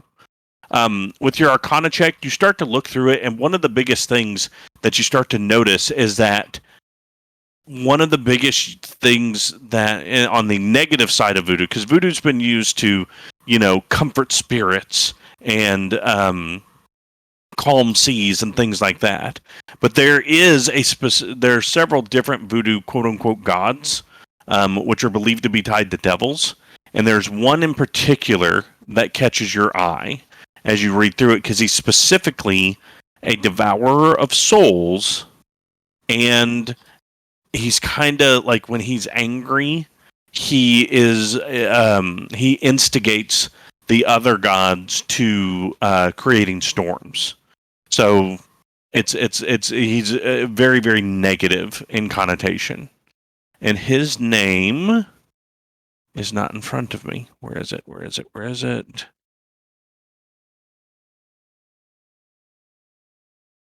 It is Baron Samedi. Baron, just like Baron, and then Samedi, Samedi. Are you saying Baron or Baron? Baron, like I'm the Baron of this place. There's too many A's in that, but close enough. So it's Baron, Baron. Baron Samedi. Samedi, yep. Very much known as an aspect of death in that culture. But if he's not satisfied, he encourages the other gods to create storms and things like that. As a note, the artwork you find in these books and the way he dresses, very similar to what you see Papa Laveau being dressed like, which is known for the priests of that. So he kind of has a split personality. There's another side of him that's known as Papa Getty, and Papa Getty is much more. He's very lewd, very sexually oriented in his presentation and the things he does. But there's debates in the books on if that's really a Baron Samedi, and it's Ghede is how it's spelled. But there's debates on if they're the same person. Some believe yes, some believe no. But and this is what Nate notices. There's a book. They all interreference each other. There's a book specifically on Baron Samedi that is missing. That is not here. That should be.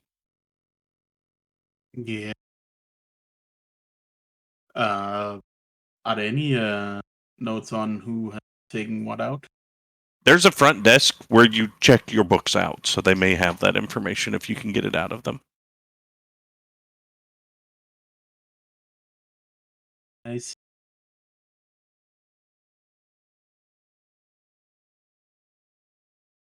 I'm not good at that.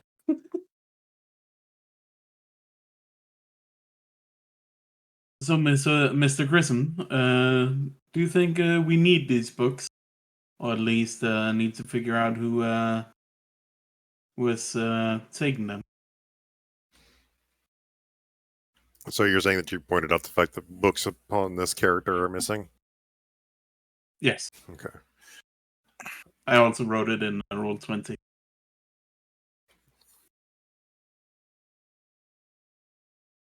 Yeah.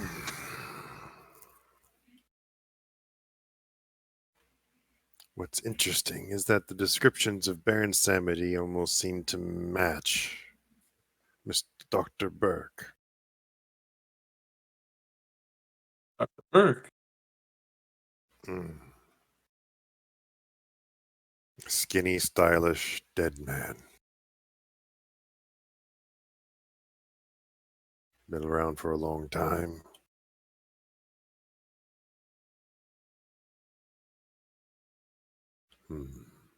Interested in death.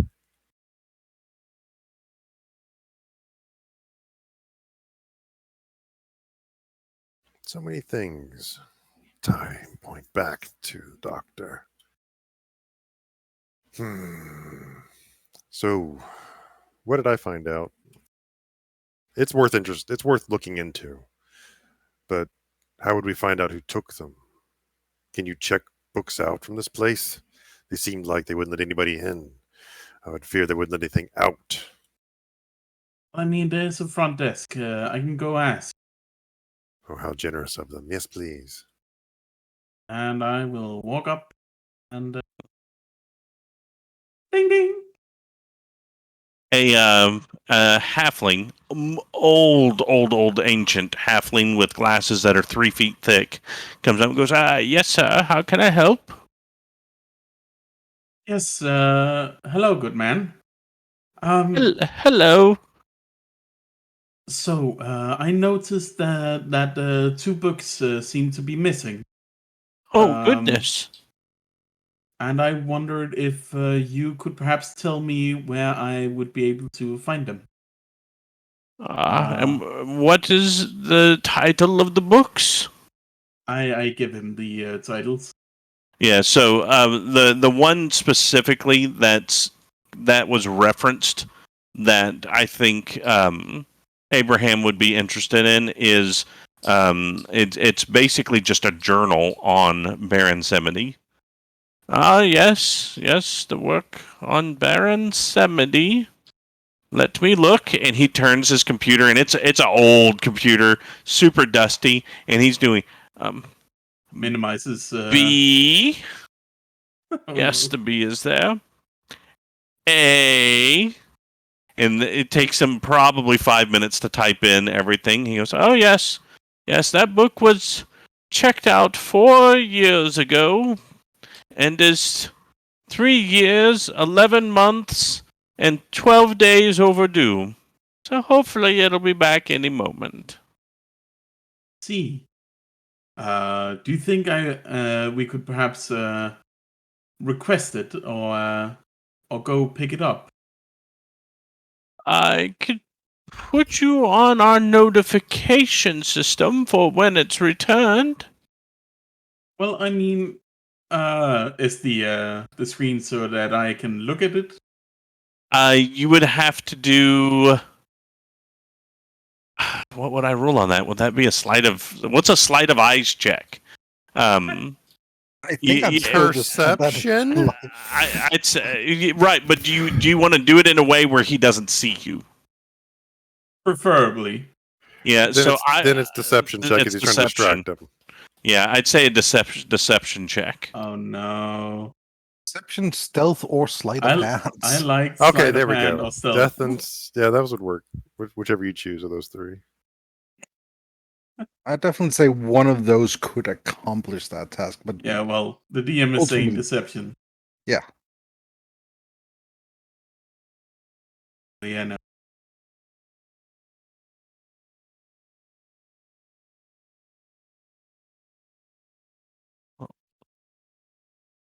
Oh my! Why are you leaning over my desk? I'm not that kind of gnome. I'm sorry, sir. Are you doing a report on... Oh my, voodoo gods! That sounds interesting. Yes, and it's quite overdue, and I do need to get my sources in check as soon as possible. You know how some people, certain faculty, react when they don't get their papers in time. Sometimes they can be so snobby. They just Yes. don't appreciate scholarship like they should. Indeed, and that is why I Come- would really love to find this book. Come here closely, boy. Come here closely. Okay. I'm not supposed to do this, but I don't want you to fail because some old bastard won't give you more time. The last student to check it out was a person named Emmanuel Laveau. So if you can find Mr. Laveau, he probably has your book that you need. But you didn't hear that from me. Of course not. That is perfect. Just a Yes, quick. looking at his history, he checked out quite a few of the same books you're reading. Really? But that one in particular, he returned the rest of them. Just but he didn't gonna return quickly that one. note the different books. Yeah, it's history of voodoo, dealing with devils. He also brings up. He goes, yes, he also did a lot of reading on devils, and there's notes here from the dean of the arcane studies not to allow him access to any of the spell archives. So perhaps Mr. Laveau was getting into some things he shouldn't have been. Oh, the college years. I miss them so. Back when I practiced necromancy and caused all sorts of havoc. Yeah. You raise one undead girlfriend and suddenly you're not allowed in the frat house anymore. Wait, wouldn't that just be the hazing? But yeah, so that's the information you're able to gather. Well, that is lovely. Thank you very much. And I pat him on the back and give him a peck on the cheek. Thank you. I will do my A best. lizard kiss? Oh my. He's not a lizard. You're No. confusing your people. He keeps confusing my people.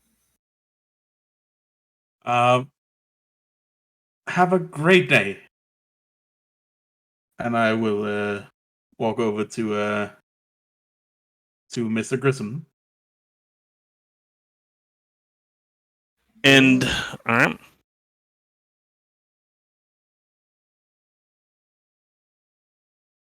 I need perception checks from both of you. Nope. Passive is 15, if that matters. That is the lowest you can roll.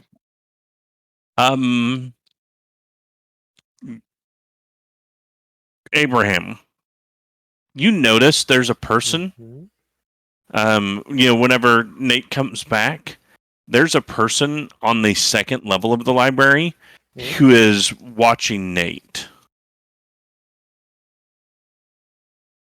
walk back to you. They're specifically watching Nate. I want to look at him long enough to be able to recognize him, then I'm going to point him out to Nate. Also, as you look at them, Yeah, no. they have a symbol carved on their forehead, but this one's a bit more scarred over, as if it's been there longer, and it does not say Thrall. It specifically says Overseer. There's a hierarchy. This is just a pyramid scheme, really. So, Just work their way up to the top. It's the fucking. It's it's an inverted three-dimensional triangle, sir. now, look at it and turn it upside down. Look, yeah, it's not a pyramid anymore. It is. Yeah, there you go.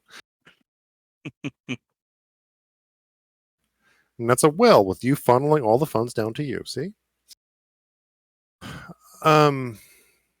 So yeah, I was going to look at him long enough to recognize him. What does he appear to be? Does he appear to be staff? Does he appear to be a creepy robed up dude? It's just a guy with longer hair. Hippies. Yes, hippies. Longer hair that's kind of hanging down over his face. He's just wearing a normal jacket, right? Normal clothes as far as you can tell. Doesn't look anything really out of the ordinary, other than the fact that with your focus on things and the way that text jumps out to you, so to speak, is that you immediately see that emblem on his forehead that says Overseer. So So does I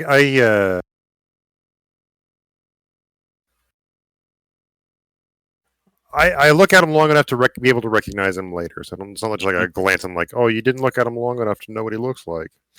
And then I'm gonna not stare at him, but not ignore him. He's just there, and I'm just gonna play it casual. Nate's gonna come up to me. I'm gonna say, Nate, there's a guy up to stop, and he's got Overseer carved into his head. It's like the fifth accent you've used for this character. It's cracking me up. Now he's an elderly pirate with the Overseer in his head. I am leaning over my desk or my chair, petting my cat. Yes. Yar. Mostly it's either between sitting up and sitting forward or leaning over that is a voice change. Here's going to determine whether I'm upset or not. Donnie, Mikey, or Princess? It's Donnie, and he's when I yelled out hippies, he got scared and jumped out of my lap, so I'm trying to make it Look, I would be scared if I was sitting on your lap and you suddenly yelled hippies. I'd jump down and run too. I was just trying to make sure he's feeling better because he jumped away. No, it's okay. No, that's fine. Donnie's one of my favorites. Donnie's a sweet boy. Yep. Mikey's kind of a dork. And Princess is a bitch. Yes, she is. Go ahead. His accent depends on Cyntari's attitude. Good deal. So Nate, he has. It's all part of that craziness that he is investing in. His voice changes. Go ahead. I thought it was like that when old sailors can tell the weather based on like a knee injury. Just your accent changes. Oh, there's a storm coming in. There's a storm coming. Oh, Abraham's sounding all cheerful today. Damn it, we're gonna get hail. God damn it. I like the way it sounds. Woohoo! Yay! It's a tornado! Shit! Abraham's happy. If we start speaking with the German accent, we know we're getting a snowstorm. I was going to say, what? Lots of fog? Lots of lightning? Blitzkrieg? Anyways, moving on before we get ourselves in a lot of trouble here. So Nate, do you do anything now that you know that there's somebody keeping an eye on you? Anything that I could do is so overt. I'm just pointing it out to him. Yeah. He's keeping an eye on me specifically. He's watching you cross the room. I guess... put the book down. I got to point at it. So yes. He thinks that we're looking at stuff.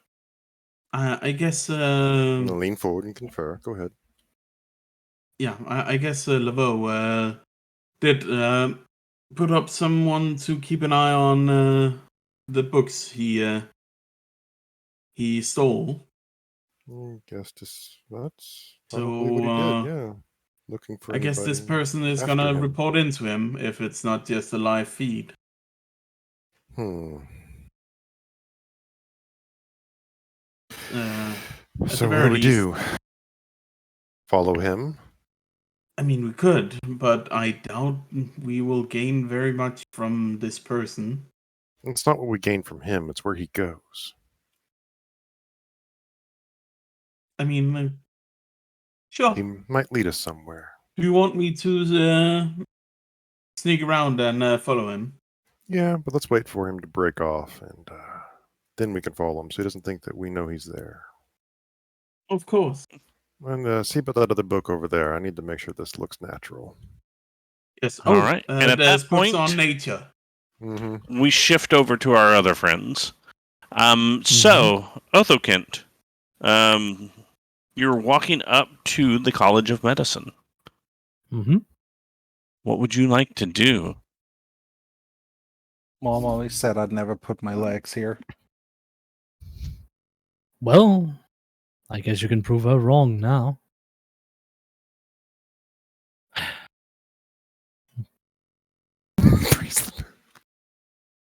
Did you actually have any kind of schooling, Gobs? No. I mean, I know how to read and do math, but no, we couldn't really afford it. So I helped out, did small things to earn a bit of money.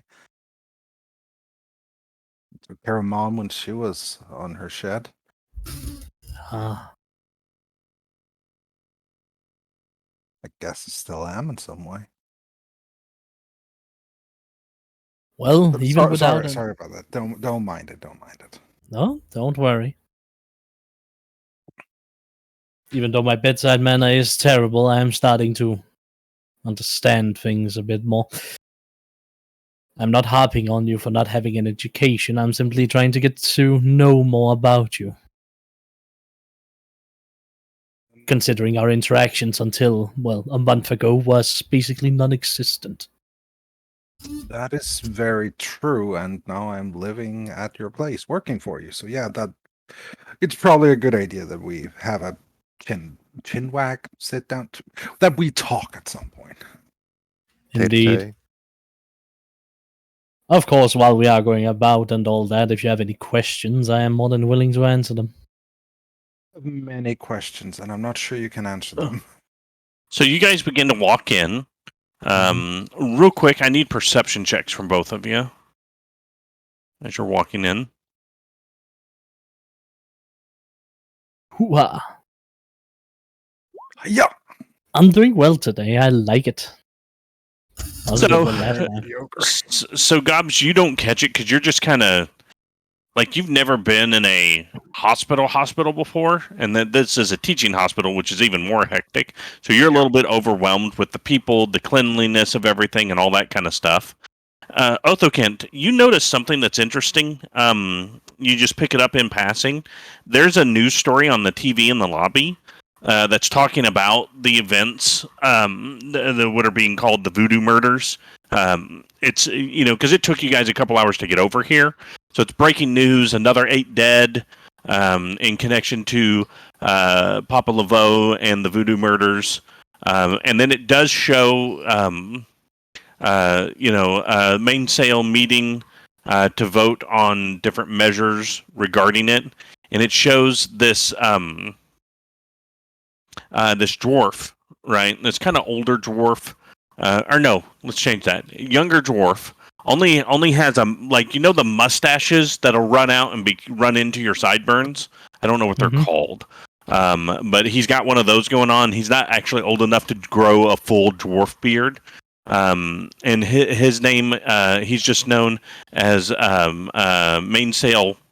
So he's part of the Mainsail. He would be part of. Let's see, where's my notes? The Mizzen. Well, the Mizzen is who votes for part of the Mainsail. So the Mainsail has it's there's 21 officials that are elected from the birth, and that's 10 from the foremast, 7 from the mainmast, and 3 from the mizzen. Right. So the poorest people actually have the biggest representation in the course sail, and he's known as a course sail. So it's course sail, and his name is Cormoran. He's like, this is exactly why we need more corsairs. They need better weaponry. We need more ships. And I've been pushing for the appropriation of a 2% sales tax to fund all of these improvements. We cannot keep our people safe with our current level of armament and numbers. And this must be changed for the sake of the people.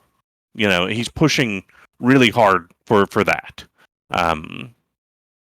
So you just see that that's kind of a big debate. They're debating on that. They mentioned that one of his opponents steps up.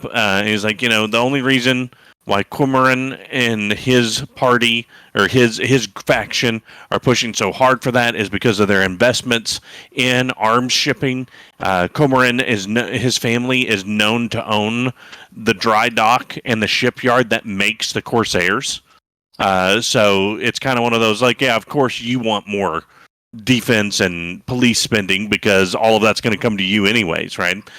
He's one of the major importers of arms into the city, weapons into the city, and his family owns the docks that would build the ships and things like that. So just something for you to pick up on that's surrounding it, some of the political stuff that's surrounding it. But yeah, so you kind of catch that as they're talking about, beefing up security. The potential of calling kind of a curfew is come up, right? That's something that's being majorly debated. That some people are for, and it's that age-old debate, right, of security versus freedom, right? Of course. And so it's just something you catch as you're walking through. Is that's one of the debates that's kind of sprung up around this, and also it's kind of news like they're counting those 8 people as victims, which is something to note in the back of your mind. Of course. Oh, and that says total victim count now is 17. Jeez. All right.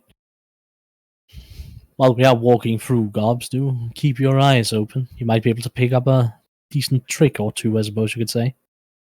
Yeah, I'm trying not to get stepped on.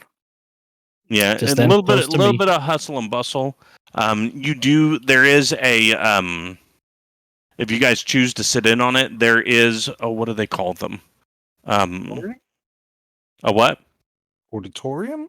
Yes, yeah, an auditorium or a stage, a surgery stage.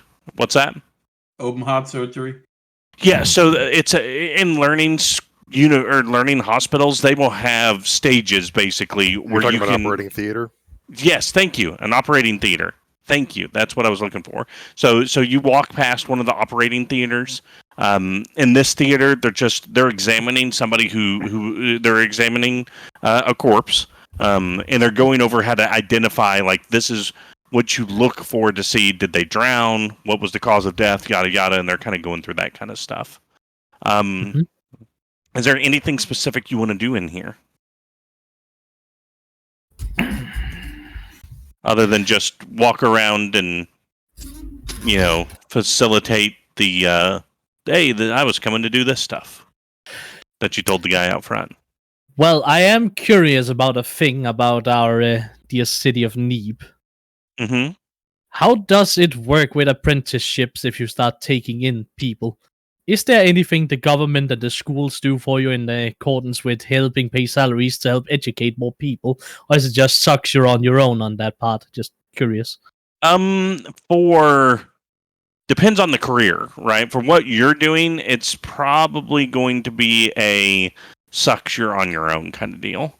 But if you're wanting to facilitate in educating them, you could probably go and meet that professor that you talked to, that vouched for you. Like if you wanted to get some like books and stuff like that, they may have some extra stuff you could go get.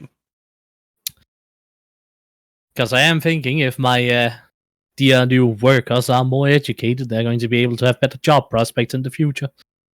Yeah, so if you wanted to go get some of the year 1 med student books and stuff from Benedictus, he could probably facilitate that. I would very much like to do so. Okay, so I'm gonna go say you go and meet him. He's an older guy with white hair. He always makes jokes about how he should have been a priest. But he wasn't interested in that sort of thing.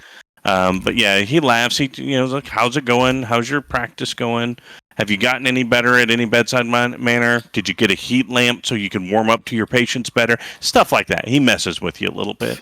But he's like, this last semester we actually replaced the books with new editions. And he gives you like the year 1, med 101 book that's 1 year out of print. He's like, "Hey, go ahead and take this. If you want, is this your assistant?" And he starts looking at there and he goes, "Is that some kind of frostbite? What happened to the arm?" let's say it's a condition I'm currently investigating. All right. Well, I won't pry. I don't want to, Well, then, take your name out of any journals. So, Oh, this thing, and I'm gonna move the black arm. yeah, I've not seen discoloration like that before. It's interesting. well, I will not disclose everything, but I can tell you one interesting thing. Okay. She only used to have the one. Oh, Yeah, so just- it's Just figure out. it's an arcane related thing. That explains why it's weird looking. Wait, it yeah. is? What? Well, you don't just regrow arms. I know that, but would it still have blood and everything if it was a cane? I have no idea. I don't deal with magic. I deal with the body. So what it can and can't do, whether it's divine or arcane, is beyond the realm of which I operate. I work with things that you can do with your hands, not that you can do with your will or your faith. Well, I do both nowadays, apparently. Really? Really? I never would have pegged you for a religious person. Well, I had a revelation over the last couple of weeks, and Oh, found some mescaline, huh?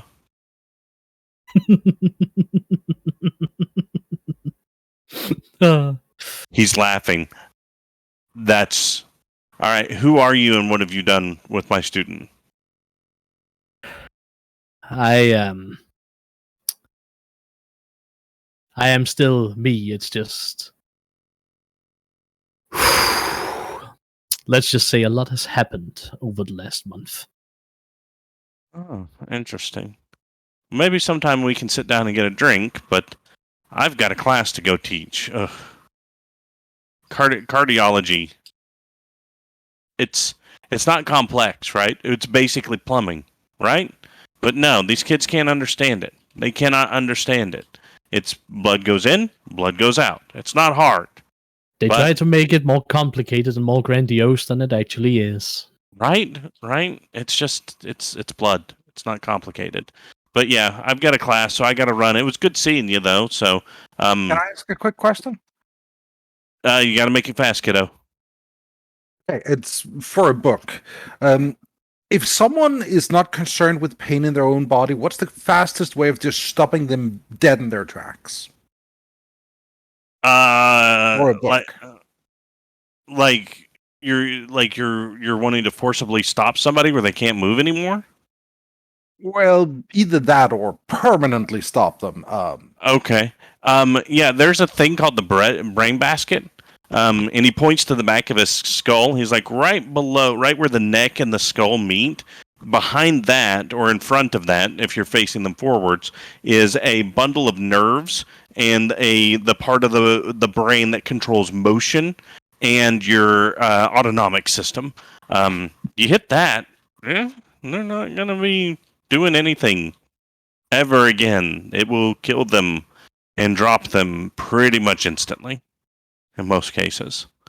Right. Lizard folk are a little bit different because they have a second brain in their hips, which is strange. Yeah, that's why they dance so well. What? I'm just messing with you. Have a good one, kid. He slaps you on his shoulder. He's like, all right, now get out of my office. I gotta go. All right. We leave his office. And he's just laughing to himself as he walks to go teach his class.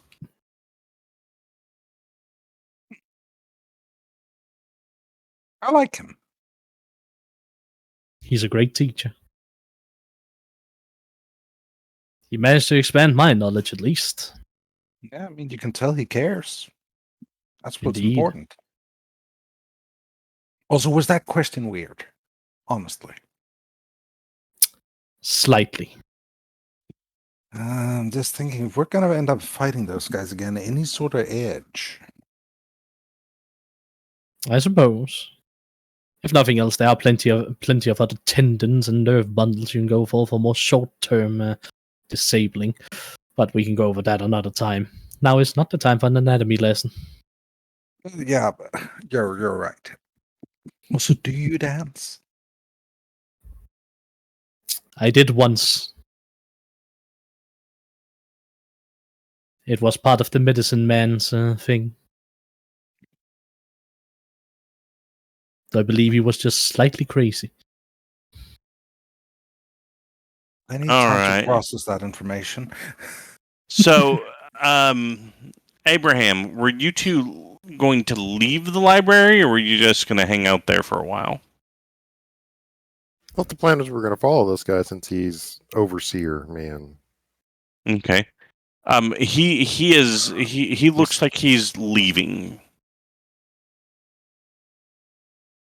At Dockham the entire time. I will sneak.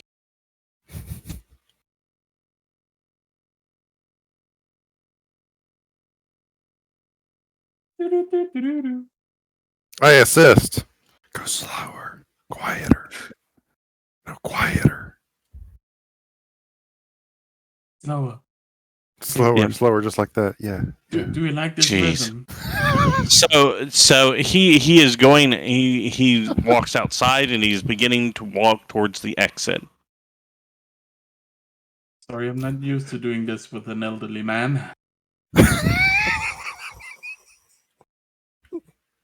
I'm gonna go find the others and tell them that he's gonna be following somebody. Where's Nari to clip that for me? I'm not used to doing this with an elderly man.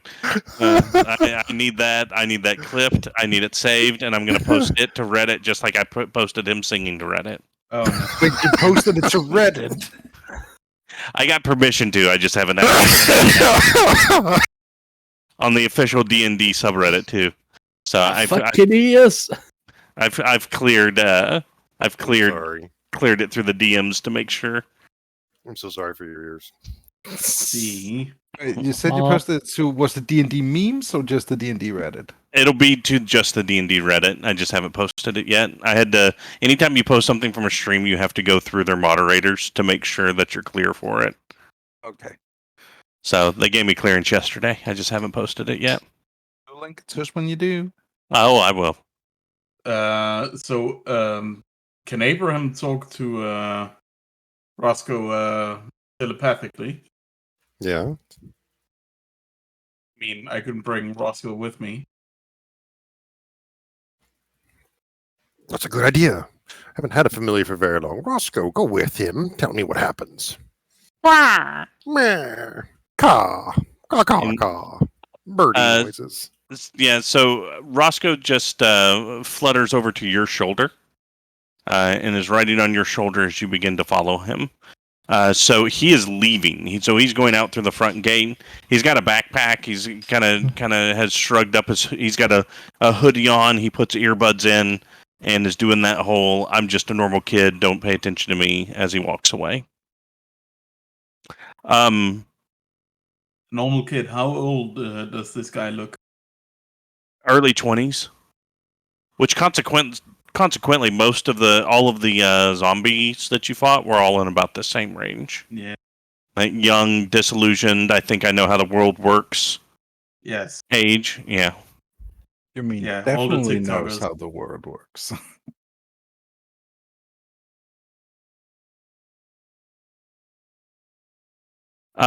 So Abraham, what are you doing? I was going to go find the others to tell him that he's going off on his own. All right, So so you, tell him about the plan. Tell him what I found. all right. So I would say you're kind of headed towards the School of Medicine. Mhm. I'm assuming you call them. Okay. Guess we need to consider the fact that technology is a thing. Yes. So you call them and you're telling them this as they're walking out. So the three of you have met up. Who's he calling? You? I would say he would probably call Othokent because you probably don't have a phone at this time. Yeah, I was about to say, as far as I remember, I do not own a phone. Yeah. Othokent is with the times. He has a PDA. I couldn't afford one. Just a PDA. He has a pager. What are you? I have you're, a journal. You're cold-blooded. You're not slowpoke. Seriously, who has PDA these days? So, I will say you three are together, and are doing what. So you're calling him, and you can kind of hear his phone ring as he walks out. So you kind of almost run into each other before he even answers. Ah, Abraham. Oh, hey, we found one. He was a watching Nathan walk through the library and had overseer carved into his head. All right. Nathan's Well, following him, and Roscoe's with him. well, then I Seems say like- we follow along. Yeah, seems like a good idea. We didn't learn much in the medical ward, but they are already reporting the a little incident early on in the television. Yeah. So, But hey, it kept up appearance. we're going to. I would say the plan would be to follow Nathan casually at a distance. To keep him so we could run if we need assistance, but we're not like looking like we're following. Sure. him. Sure. So, to kind of break it down, what happens as you guys leave the university, he's kind of taking back alleyways. Here, where's the other tool? Is it this? Should others? So this guy, he kind of comes out, right? And he goes this way. You'll notice, Nate, he specifically steers very clear of the cathedral. Kind of wanders through this area in the centers where a lot of carts and stuff like to set up. So he kind of wanders through all of that. Doesn't really acknowledge anybody or anything. And then he goes to this warehouse that's here. It's this is obviously not to scale, right? But there's like here near the water's edge, which you should not go down to, according to some ancient ballad I know. There's a kind of rundown warehouse over on that edge. That is where he is. He goes into a building. Why is it not pinging? Roscoe. He's gone into a warehouse. Can you tell Mr. Grissom?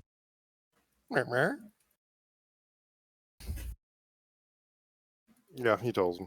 Sure. All right. And the way he tells him is, "Sup, bitch boy? Sup, it There's a mess- boy? There's a goddamn message for you." A young stud. But I have to be within 100 feet of it to be telepathic, so I have to be following you. Yeah, I'd say you guys kind of rushed until you got close enough to be in range.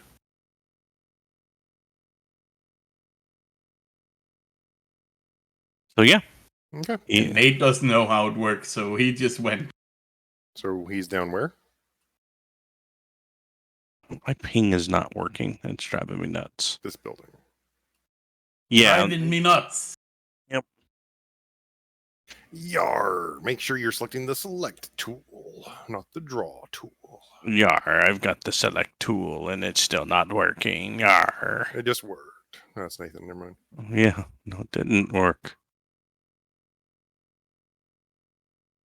So we all meet back up outside this warehouse. Mm-hmm. So, do we go inside, or do we get the guards? I mean, I'm still kind of injured from before and kind of tired from the previous fight, but as long as we're careful, I'm fine with it. I mean, I can try and sneak in and see what I see. What time of night is it? Like, it was afternoon when we got to the warehouse, or the. Yeah, I'd say it's about dusk at this point. By the way, he seemed to steer completely clear of the cathedral. So maybe something happens if we drag them over there. Maybe exposure to religion somehow interacts with it. Yeah, that They've building become is enlightened. To be clear, that building is known as the Monstrance. Yeah, the one with all the religions in it. Mm-hmm. This Chapels big one to... here? Yep. It has chapels to all the gods, all the various gods. Watch out, ne'er-do-wells. I hold the Bible in my hand. You do what? What? Smite. If they do not like religion, wouldn't it be good to assail them with a holy book? Do you actually carry the holy book with you? I carry the holy book of Lavender.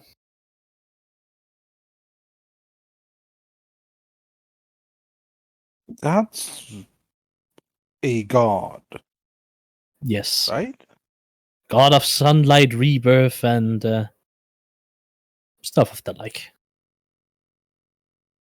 I could drone on with all his titles, but you don't need to know 5 different titles.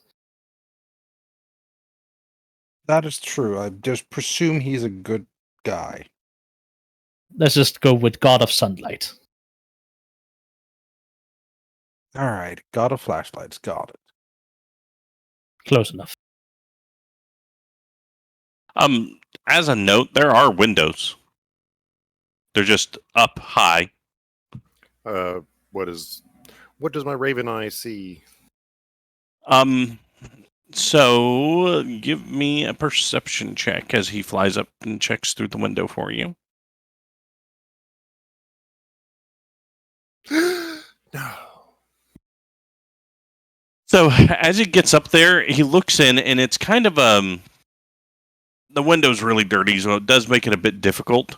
But you can see 2 or 3 people, or he can see 2 or 3 people, like the person you were following inside, and they are having a conversation with a taller man, with a white skull painted on his face. And he is in the middle of a circle with runes around it. Again, like before, the other runes you saw when they showed in the newspaper the dead body, it's some type of summoning circle. It's got various different power words in the runes, but it doesn't necessarily make a sentence. And he is sitting in the middle of it, and he has a glass jar that is full of bright whitish blue embers that are floating around in it.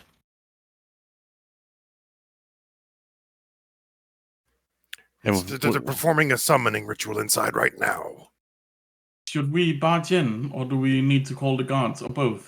Well, I don't know if you consider the little motes of light in that jar souls or not. He has several, so I think maybe we should interject on a case of morality. He has roughly 30 of them. 30 of them? Mm-hmm. What does a Molotov cocktail cost? Probably 4, 5. Okay. I forgot my stance. Well, I can just firebolt the outside of this place, set it on fire. I don't think they. Missile the jar. What's that? What about the jar? I said magic missile the jar. Just the most FU thing to do here. I have to see it. I can't just know it exists. I have to see it. True. Don't think I can cast spells through a familiar. Yeah, only with the range of touch. Mm. What are we doing? So you can't hear what they're saying? Yeah.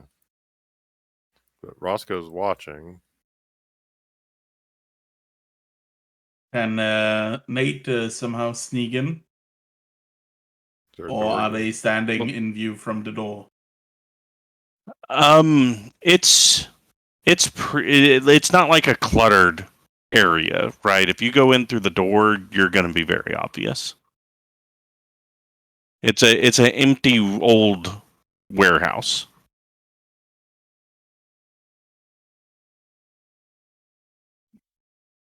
Are we doing this?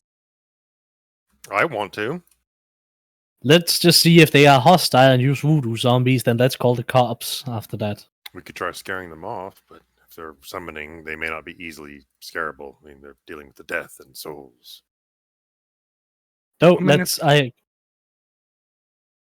I agree. Let's interject. In worst case, it's a breaking and entering charge. Okay. If them were in We there, by the have way. a summoning license. This is completely legal. Is there a Souls license? Yeah, but that's a city-issued Souls license. Federally, it's still against the law. paperwork. Look, it's in the bylaws that we can continue doing so as long as we have the paperwork on file. And if you check with the office, you'll see our paperwork's on file. Oh, yeah. It's all Why day to have the don't you warehouse. sit down and put your hands behind your back, and we'll get this all sorted out. Completely unacceptable. It's our turn Anyways. to play Pathfinder. Okay, so what are you doing? Breaking in. I'm wanting to go inside Okay. and interrupt the ritual. Opening the door, running in. All right. So you open the door and run in, and that's when we're going to end our session for this week. I do not have that map. Well, all right. It's understandable, dude. All right. I don't think you're expecting us to do this. No, it's fine. It's fine. So it's just the combat is going to take the combat and the fallout from the combat is going to take us past our normal stop time. I only have Fair one enough. spell. I have no spells left and less than max HP, and I'm out of. We Sure. got a short rest, didn't we? Or is that not until later you get them back on short Oh rest? wait, you're right. I'm a fucking warlock. I have a spell. It's one of my primary features. So let me ask this actually before we close up shop. Can you guys go late? Can you go for another hour? I can. I can personally. All right. So let's do this then.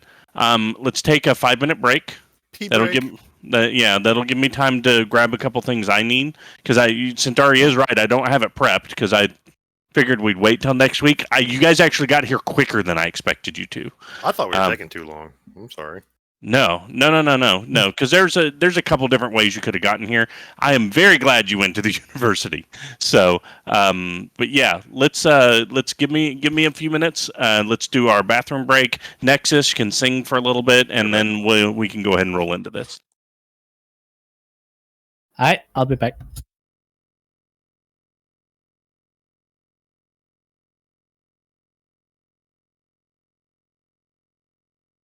So just you and me. Yep.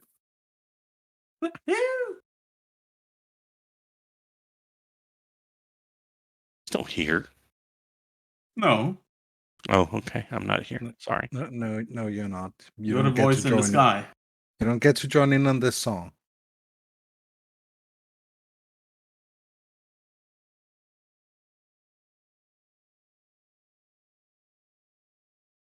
We also don't get to join in on this song, clearly. I already sang, so it must be you guys' turn. Yeah, no.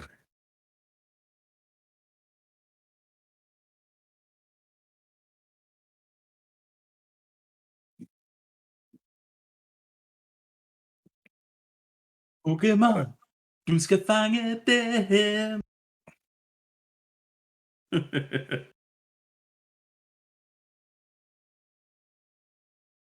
I will, however, head out to see if I can grab a snack or something, so be right back.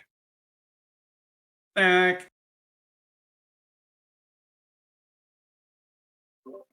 Specifically to try and get some food I can actually keep down, because I've not been keeping food down today.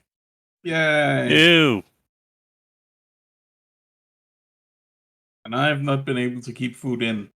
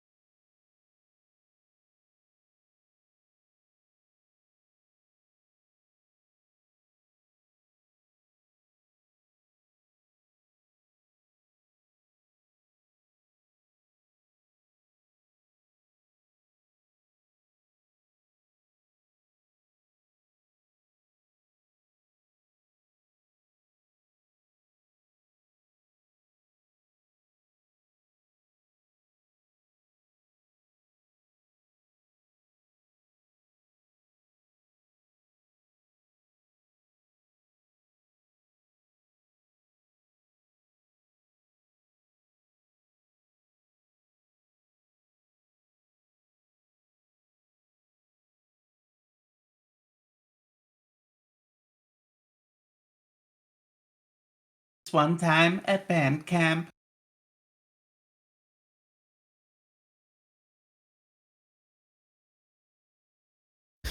I am now back.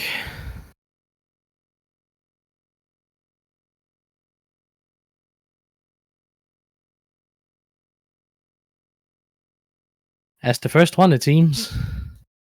Mm-hmm.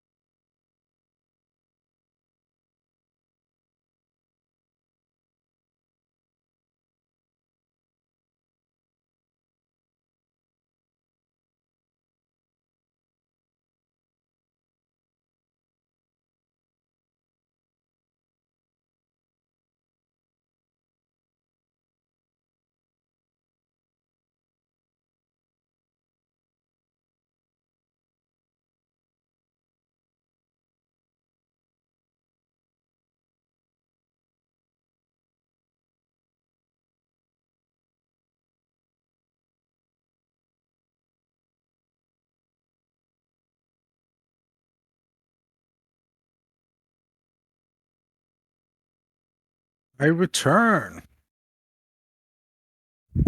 Welcome back. So, I decided to grab a snack. And tonight's snack is going to be a bit of an experiment. It's a sandwich. Sandwiches are pretty common, dude. I don't know if I'd call it an experiment. I think the combination of toppings is what makes it an experiment. Remember that post about the Warner Brothers menu? The executive special on that? Mm-mm. I'll refresh your memory then. It was peanut butter, baked ham, and chicken. That's what I'm working on here.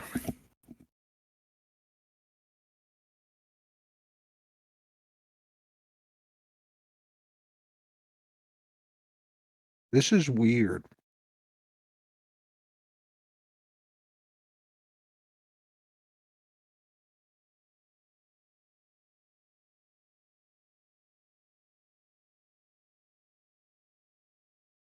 I get ham and chicken.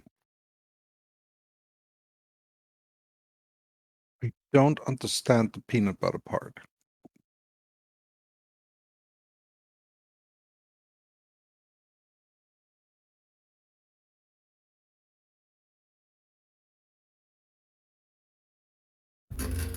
I usually only use peanut butter with my chicken when I'm making Thai dishes.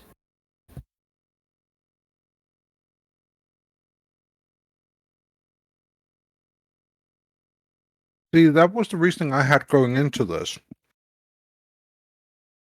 Like, peanut butter and chicken sort of goes together. Sauté chicken is a thing.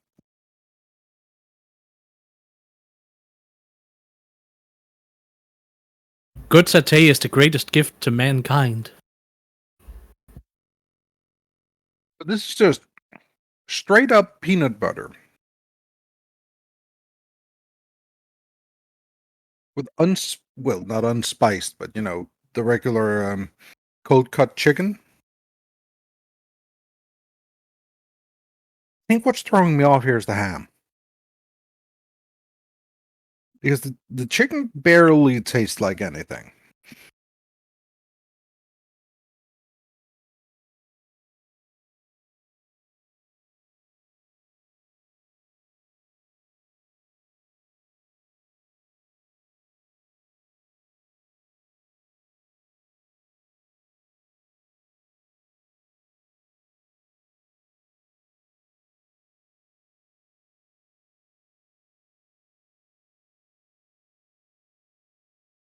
No, I do not like this.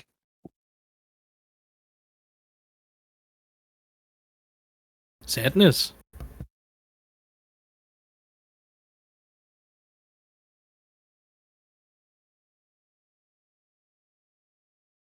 So as it turns out, ham and peanut butter does not go together. In case anyone was wondering that. I am not surprised.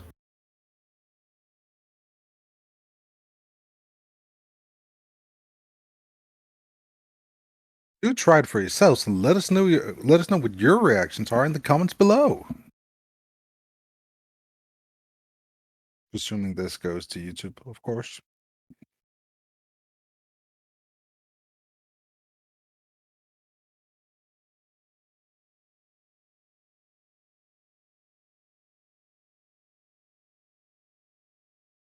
I'm back. Back.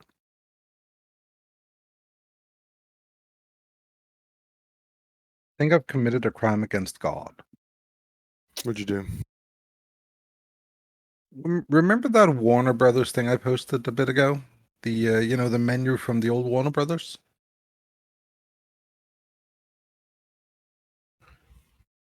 Menu from the old Warner Brothers? Yeah, like the old menu from the old Warner Brothers. Sure, I guess.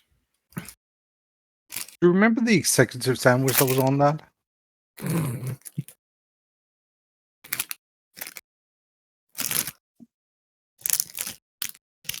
No. The manager special. Here it is. Oh yes, I remember now. Peanut butter baked ham and chicken on toast.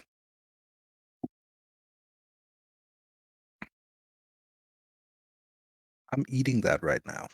Let's see. Is it good? No, it's not. Why'd you do it then? Curiosity. And to get something down, I thought, well, might as well if I'm gonna throw up anyway. Because it's totally gonna taste better on the way up than the way down. You guys would like to place yourself on the south side of things?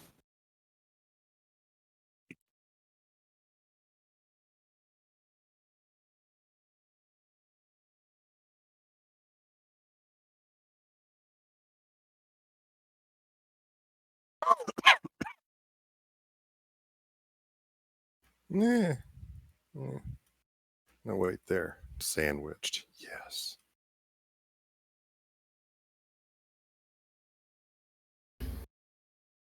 Between a lizard and a goblin. I see, you're the cool side of the pillow.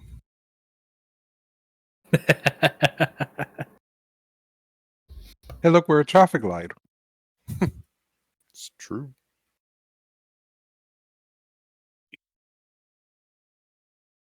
So Green-blooded, inhuman. What?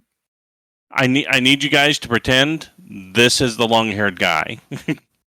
the overseer is the one that's in front. This is the overseer we were hunting. We're Yep. following. I mean, they could be a woman.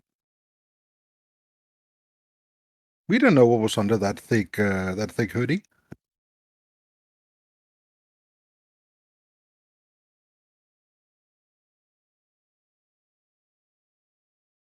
Waiting on Nexus to get back from the pooper.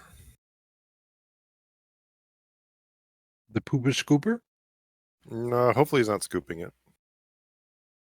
That would imply he's going into his cat's box.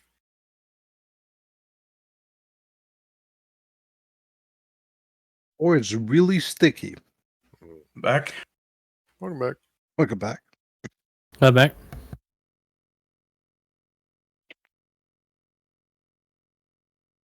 We lost sound screen. All right. I'm here.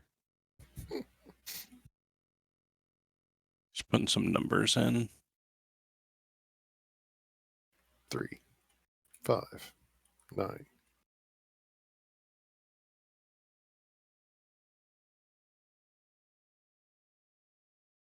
Cast a spell before we go in. I mean, you didn't say you were. Fair enough. I'd have to say a negative on that. We were debating or going. Well, when you guys said you were going in is when where things kind of kicked off. It's just fine for me. Everybody else can have their complaints.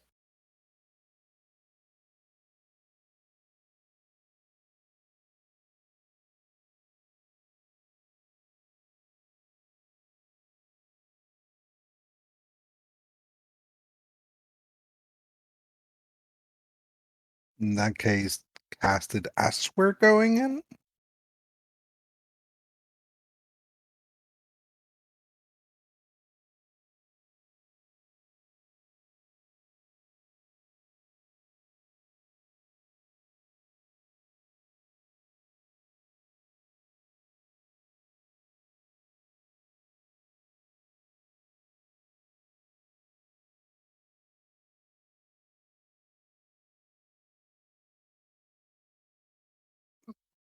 All right.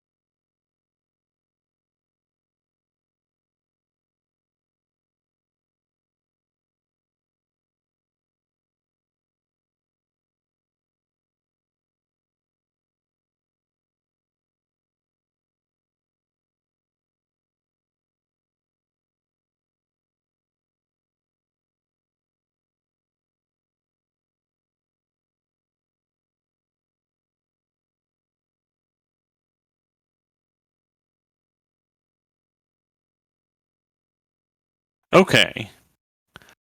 So you guys kick in the door, come in. They are going to turn and notice you. Wait. Hmm? If I have the highest strength, that means I kicked in the door. So the wizard just boots in the door. I mean, you guys open the door and walk through. Crying out loud. I just think it's funny that the wizard did it. Yeah. And I will let you guys do one thing before combat kicks off. I didn't get a chance to get a drink, so I'm going to do that while you guys figure out what you're going to do on your one action. Cast armor of Agathis. That is I it. can't shoot this guy. He's not in a square. I'm going to cast Mending and fix their hearts. Oh. Imagine if that worked. Something along those lines happened in Neverending Story 2. You just need a shotgun. Just need a shotgun, John. Get off my lawn. I used to stack you in kind 5 foot higher in Korea, usually for sandbags. Gran Torino, yeah.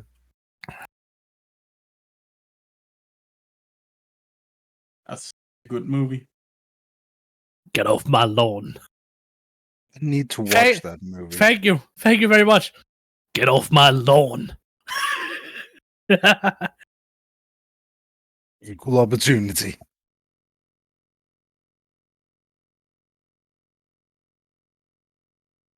I I still back. very much enjoy the barber scene. Oh well. Yep. Come on. Welcome back. So we'll start with Gobs. Gobs, what's your action? That is to cast armor of Agathis. Him, you armor up. Yeah. Abraham, what's yours, if any?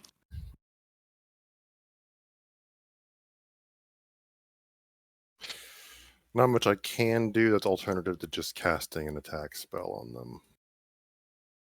Okay. Do you want to say anything?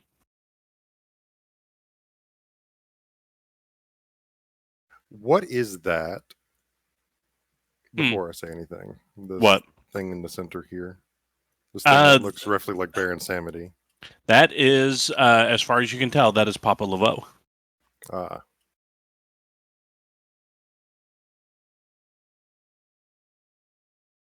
Where's Mama? So let's do this. I want you to do a perception check. Sure, I'll do that.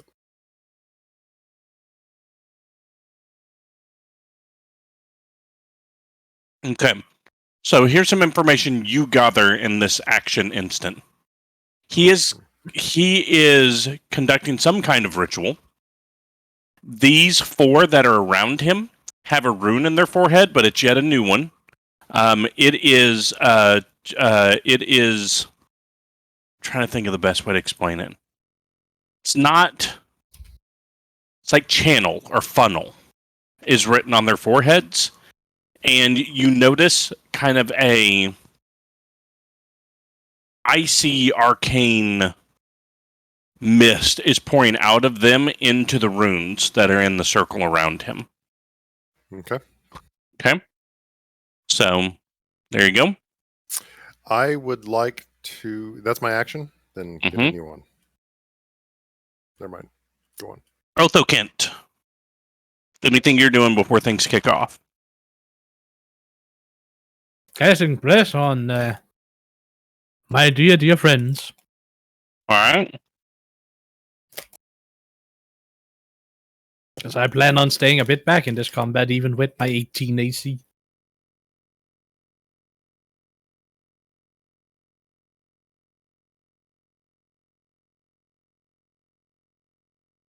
Nate, what would you like to do?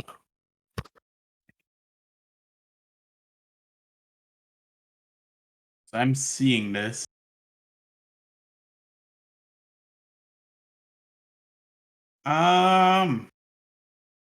Like, can I move? It's one action, so I will let you move. You don't want me to do anything once you get there until your initiative turn, but you can move if you would like. Yeah. I'm gonna stay put. But actually, seeing this, I do deem that I want to shoot this guy. So I won't let you do an attack action yet. That'll But I have can to be on your aim. initiative. But you can aim. Yep. So I'll give you advantage on your attack because you're taking your action to aim. Yep. Okay. Initiative from bad. everybody, please.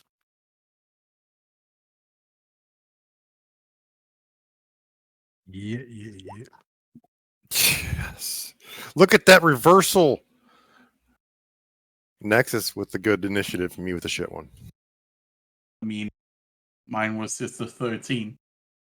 I mean, like the result. I got a 4, you got a 22. Yeah. Yeah, All it's of us been got- okay this time. All of us got pretty good initiatives. All right. So a ritual is being done. Not quite sure exactly what's going on. Nate, I meant to mention to you. You definitely would want to shoot that guy because you sense Fey energy coming from him. The four that are surrounding. No, the 4. The 4 dudes. The 4 that are surrounding with the energy leaking out of them. Very, very Fey wildish sense. That smell that you have, they stink of Feywild. Yeah. Nate, yeah, it's your turn, buddy. Just gonna yell out to the others. That is not the pointy tool. That these guys certainly seem like they're using some Fey stuff, possibly the undead thing that Abraham and I were looking into. I don't know, and I'm gonna shoot. Shoot away, sir. Do-do-do-do-do-do. Oh, God. That hits. Ooh. You know? Gobs, you giggle a little bit because you understand exactly what happens because you just had a conversation. You see this arrow? Because of the angle that this guy, he's kind of facing 3/4 away from you. The arrow hits right at the base of his skull and goes right through his autonomic system, and the body drops instantly. You're like, "Hey, I know what happened there." Because you literally works.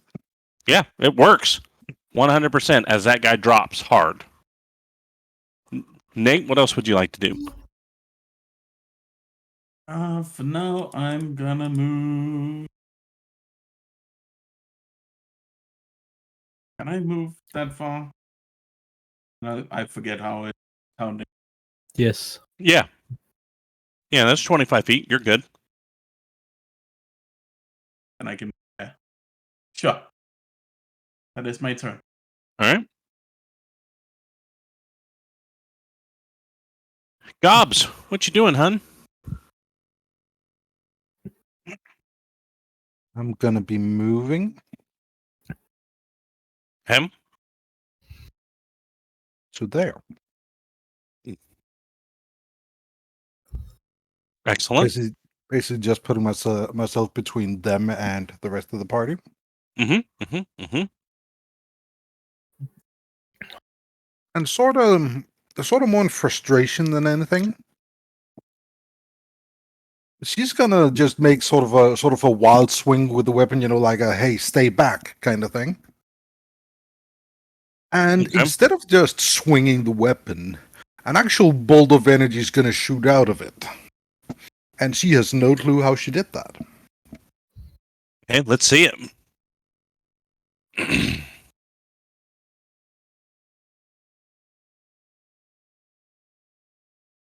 That hits. For that amount of damage. Excellent. So the one that's standing in front of you, it's the one that you guys followed from the university, takes it square in the chest and just kind of tilts its head and looks at you and goes, "Interesting." And other than that, just square up with the sword and shield. And go, "I have no idea what that was, but I'll do it again." Awesome. All right. So it is the one that's down here. It's their turn. You see them look over, and you hear the person in the center go, "Hurry, finish the ritual."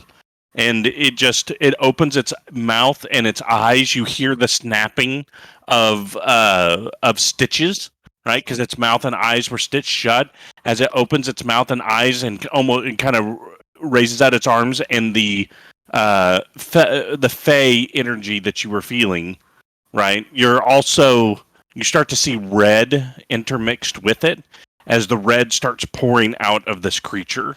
Or this person, and it's starting to flow into the runes, which are beginning to light up with that red light, and that's starting to bleed into the center where he is. And that is his turn. Othokent. I have determined that action is illegal. I am going to cast a spell upon him. Uh-oh. Go for it. Toll the dead. Okay, a wisdom save. DC 13. Definitely does not make it. Then he takes the 5 necrotic because he hasn't taken damage yet. Correct. And This then has I am been going like to move a little. bloodletting. There we go. Just in case they try and get closer, there I can stand between everything and Abraham. Yeah, So that's my I turn. can tell you when you hit it, you don't feel like you got a good hit, but these definitely don't seem as sturdy as the ones you fought earlier in the day, for sure. All right. Okay, guy up here does the same thing where you hear the stitches snap, and his eyes and mouth start having that blood red start to intermingle with the white that ends up getting into the runes, and that's beginning to bleed into the center as well. And that is his turn. My God, I hate the fact that the freaking list does that. Yep. Chill. So, the one in front of you, Gobs just goes, "You won't interrupt our ritual," and extends their hands, which turn into claws, and they are going to close the distance on you. Oh.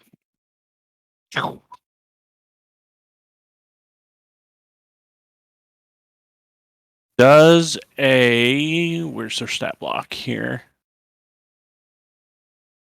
Does a 13 hit?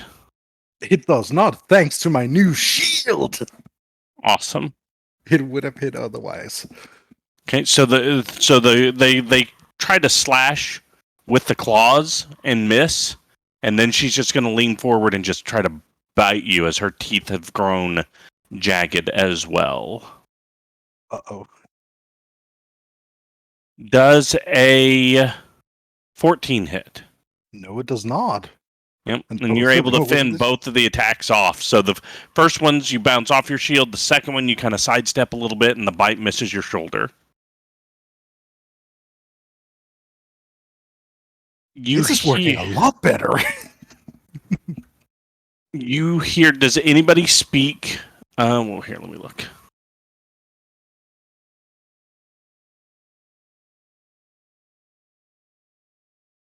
Does anybody speak Infernal? Nope. No. No. Okay.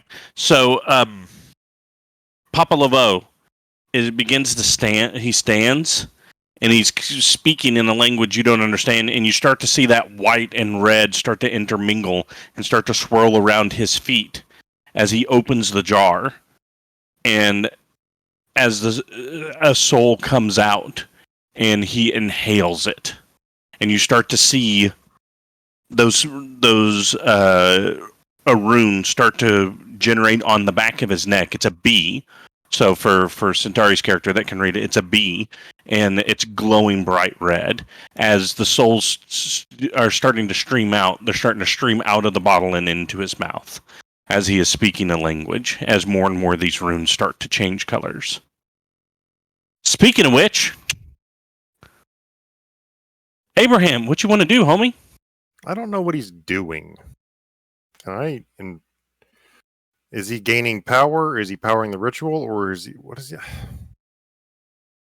I mean, you could take an action. Can I target the jar with magic missile? Yes. I want to break it for the intent of freeing the souls and stopping whatever he's doing.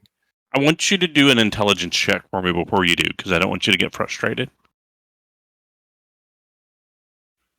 One of the things you notice is, like, as the souls are coming out of the bottle, they are coming to him to be eaten.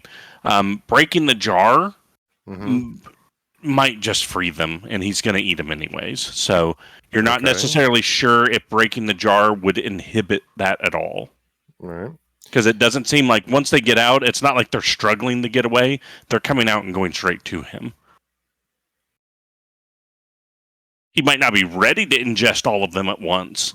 So that's kind of a risk on what that's going to do. Mage-handed.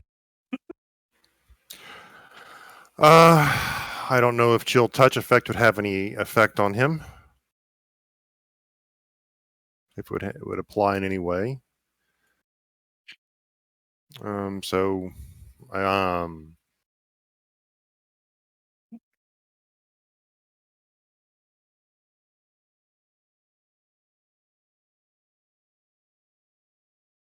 I might just end up killing more of these things because they seem to be necessary for everything.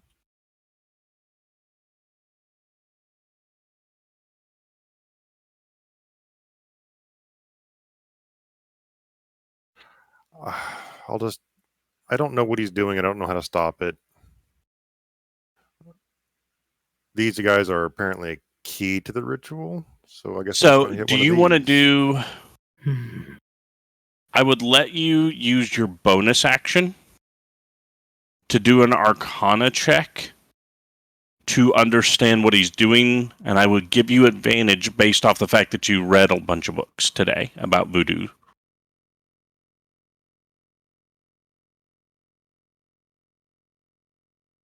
All right, a 24. So here's what you're thinking. These guys have channel or portal or something like that on their heads. There's Fey energy. There's devil energy coming through.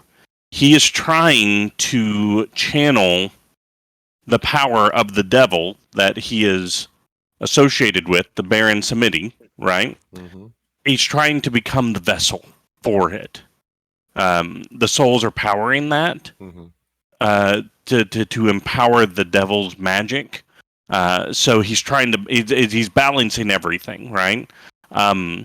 These guys are channeling that energy in. The more energy that gets into him, the more souls he can eat. The more souls he can eat, the more powerful the devil's going to manifest in him. So I need to kill the things that are channeling around him, like I was settling on doing. Correct. I just wanted to give you that information if you made the check. So yeah. Since a couple of them have already succeeded in channeling some energy to him, the devil is going to empower him. It's just how much is he going to empower him by can you interrupt it so that he doesn't get all the way as strong as he could be? Okay. Does that make sense? Mm-hmm. I'll miss. No, you will not. And 8 hits. Yep. Sure does. 6 fire damage from a firebolt. 6. Mm-hmm. Firebolt catches him cleanly in the chest, and he disintegrates.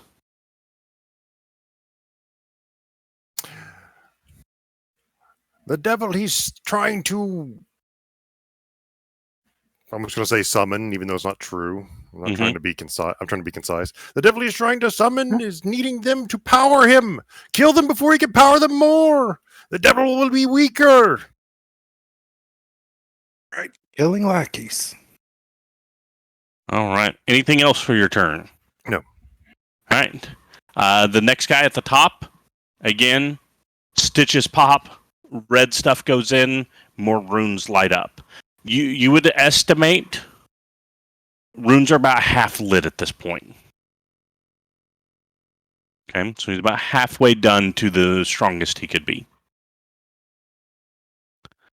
Nate, it's your turn, homie. Yeah. We're gonna move.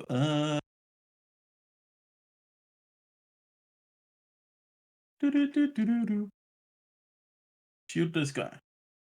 Go for it. Just a normal shot this time. Sure. That hits. Not at advanced anymore. It hits on an 8.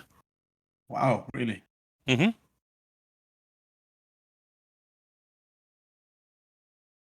Arrow strikes hard. Zombie guy still up, but not looking very good. Well, they didn't look good in the first place because they're zombies, but he's not looking well. He's having a bad day. Yeah. Gobs, what would you like to do? I'm gonna move to here, first of all. Okay. I'm gonna take a bonus action to disengage, since goblins can do that.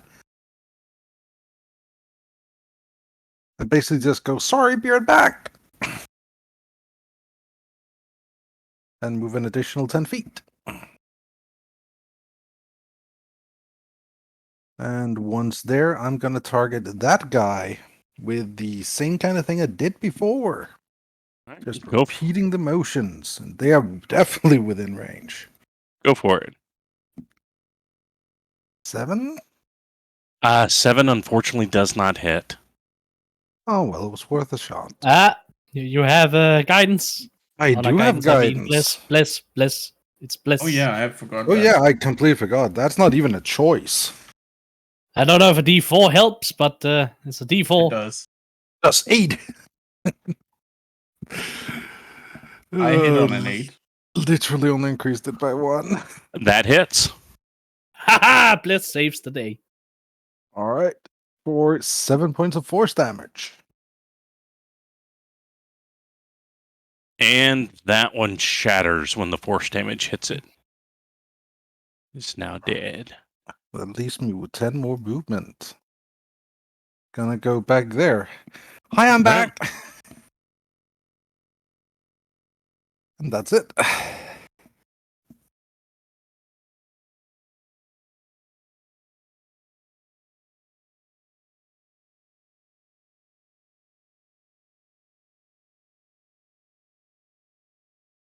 I have no more actions. It is next person's turn.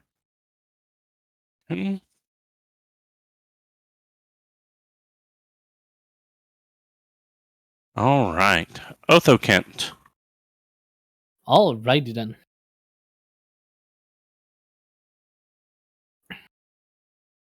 This should put me in range. Just about. The bell tolls for the half-dead. Dong. At this point, let's hope he's not wounded. Are you I cast it on that guy. Yeah, I'm the only one who doesn't have bless, and it wouldn't help. yeah, and that one's not hurt yet. Well, in this case, it's probably for the better. Because I would only have dealt 1 damage with if it was hurt. But yeah, does he make the save? He does not. Aha! He takes 7 damage. Yeah.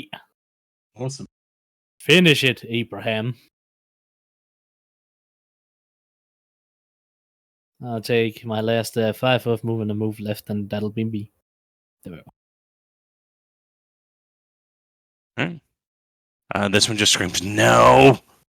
And again, is going to attack the one that's right next to it. So, why wouldn't it? Let's see if we can hit you this time. What do you think? Yes. Yes. No. Does a 13 hit? Does not. Go for the bite.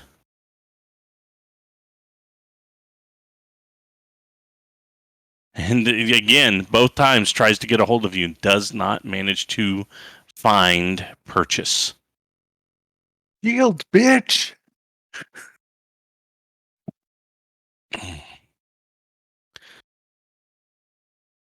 Papa Laveau goes, not enough time. Not enough time!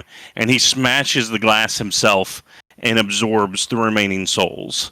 As you start to see, you can't read them because they're covered by his coat, but you can see there's runes obviously running down his spine that are now fully glowing.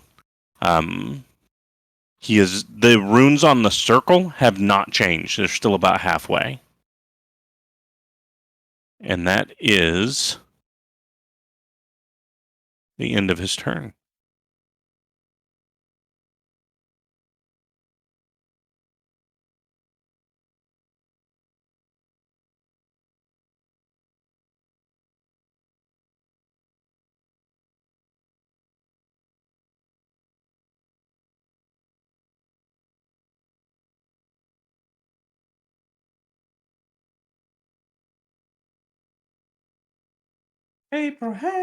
Abraham, what would you like to do, sir?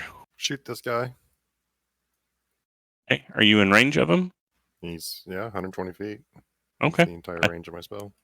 I didn't know the range. That's why I was asking. Go for it. Firebolt, one of the longest range cantrips. And chill touch has same range. Ah, I didn't know. That hits. He dead. Snoit. Boom. So as you snuff him out, the energy stops flowing into the circle. The runes begin to fade. Ha! I'll take a moment to be preemptively celebratory. Ha! Got you now. And that'll be it. All right.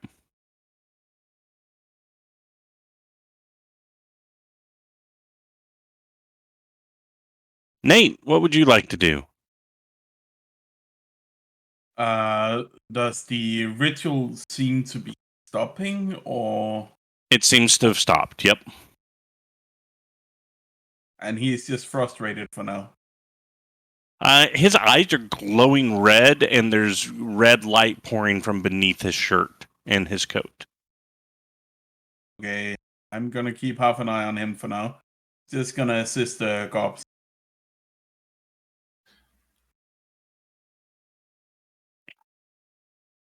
Much Remember, you are appreciated. blessed. Yeah. Who are you shooting? He's shooting the flunky that's left behind. Okay, that hits. 1 damage. Oh. 5 damage. Sorry. And gonna move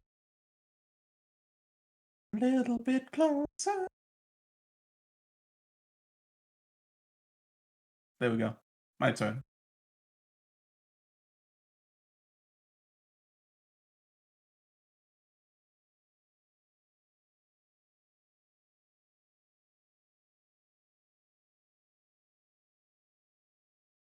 So that was it, Nexus?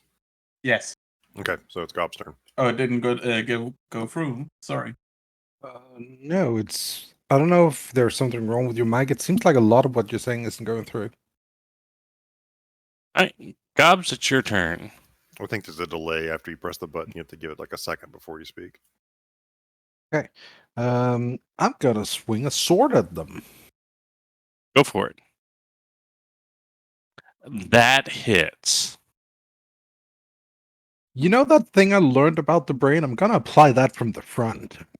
Yeah, you cut right at the right height for it, and the blade tip goes through and clips. It doesn't completely like cut the head off, but it cuts where there's just a little bit of sinew at the back. So the top of the mouth, it's like a Pez dispenser. It opens up and falls backwards Waka. as she crumples. All right, gonna turn around to the other guy. That's gruesome. Well, they deserved it, and I'm gonna attempt to just walk straight up to him. Okay, do your movement.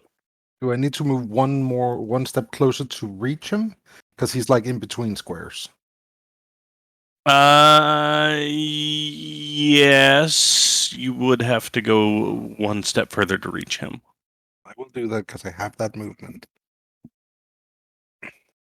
Yes, they're getting right up in his business. Okay.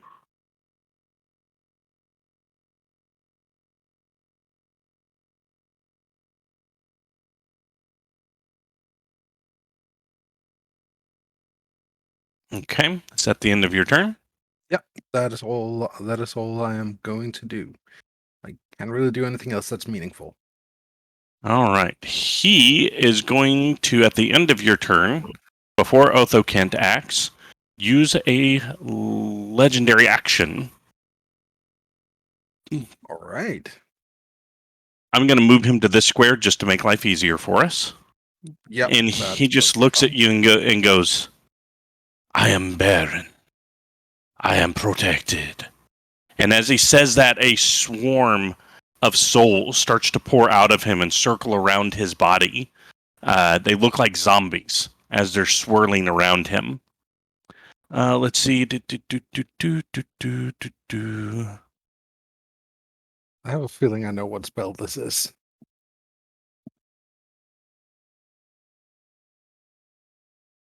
Powered kill. Oh, I think this is Spirit Guardians. It is Spirit Guardians. Oh no. I'm fucked. Well, goodbye, Gobs. So the Bye. wording on this makes it kind of interesting because it's like the first time somebody enters the first time on a turn or starts its turn there, it has to make the save. When you enter the area for the first time, does casting it count as entering it for the first time? It does not. Yeah. So no. you don't have to do anything this turn. Yep, that's correct. On my turn, though, then I get fucked. Token aura, everyone can see. It is 15. Boop. All right, so He peed swirling everywhere. aura of zombies are now around him. Of zombie souls are just swirling around him. I really hope he drops concentration on this. Whirly whirlies. And Othokent, it's now your turn. All right. Well, let's start off with Ding Dong, motherfucker.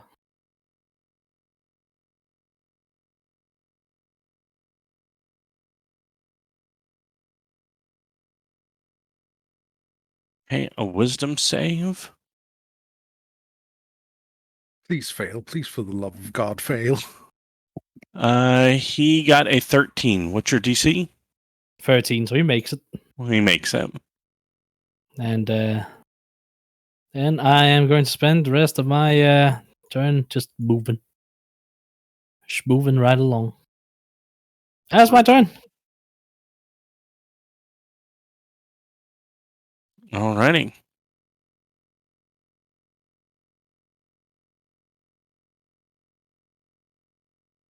Boop, boop, boop, boop, boop. All right. So the first thing he's going to do on his turn is he's going to... Well, what's the range on this? 60 feet.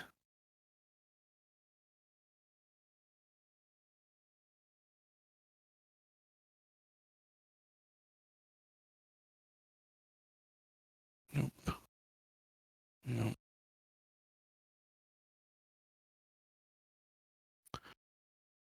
Oh, what gun am I going to use for this?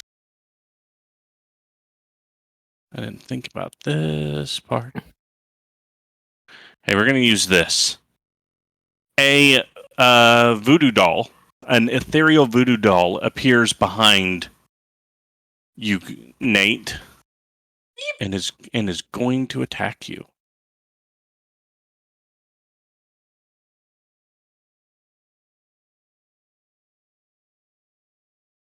Would it be a ranged spell attack? No, it would not. Right. Why? Because then he would have had disadvantage. No, it's spiritual weapon. So he drops concentration on Spirit Guardians? Is spiritual weapon concentration? No, I think. Isn't No. it Okay, is, my bad. it is in 1D&D, not in 5th. Okay. Fair enough. My bad. All right, and let's see if he can hit you. Does a 20 hit? Yes.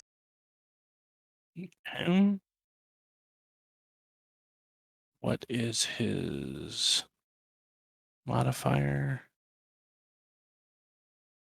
So it would be a 3.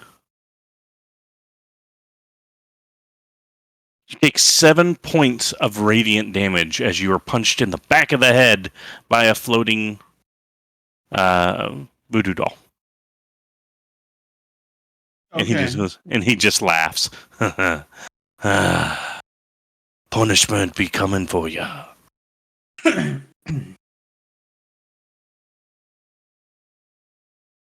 that's the end of his turn.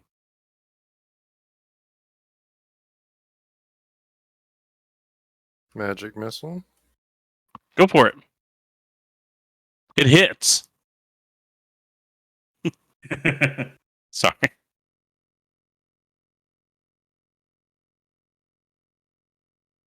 12 Sorry, he damage. has a brutal 12 shield. damage. Nice. Yes, roll that's- 3 concentration saves. Yep. For each dart.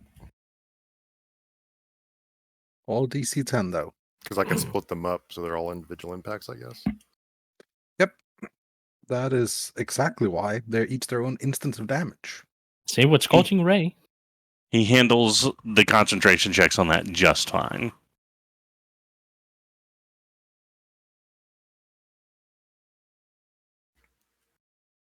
And that will be it. All right. Nate, it is your turn. Yeah. I am going to get fucked, apparently. Gonna shoot at this guy. Go for it. Do I gamble on a sharpshooter? Might as well. You are blessed, so it increases your chances at least a little. No, it does not. Doesn't matter, it's a 1. Yeah, unfortunately, that does not hit as you go to fire and your arrow just sails way high for some reason. Yeah. I guess the bonk on the back of the head didn't help. No, a concussion will do that. By the way, what kind of weapon is it? It's a voodoo doll. It's a voodoo doll. Ah, nice. It's Yeah, bonking yeah. you. And it punched you in the back of the head. Bad Anything else you'd like to do? Help.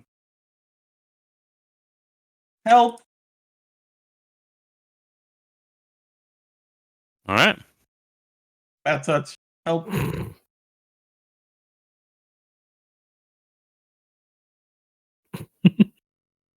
That is my turn.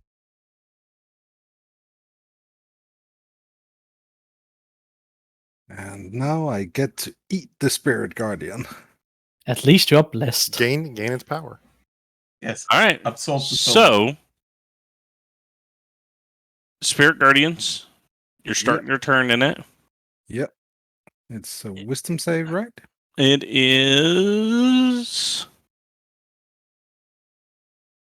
a wisdom saving throw. Okay, give me a moment. Your DC is 13. Okay, so let's do that. And yeah, that's yes, I got to add the bless. So yeah, I do make the save. I still think I'm gonna die. You take 7 damage. I do not die.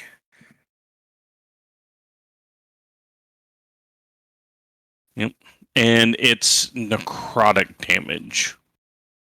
That does not matter for anything I have. Yep. And he's just smiling as these zombie spirits that are swirling about him kind of rip and tear at you.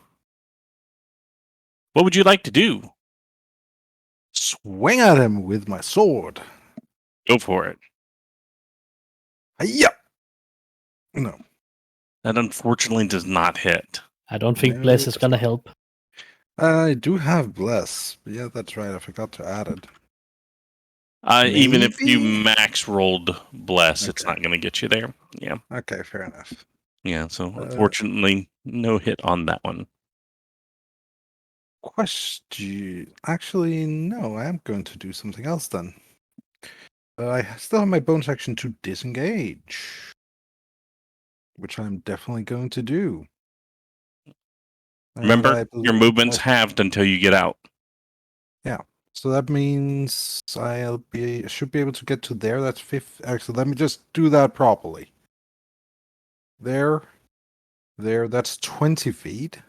Mm-hmm. So to there. If I've not calculated that wrong. Mm-hmm.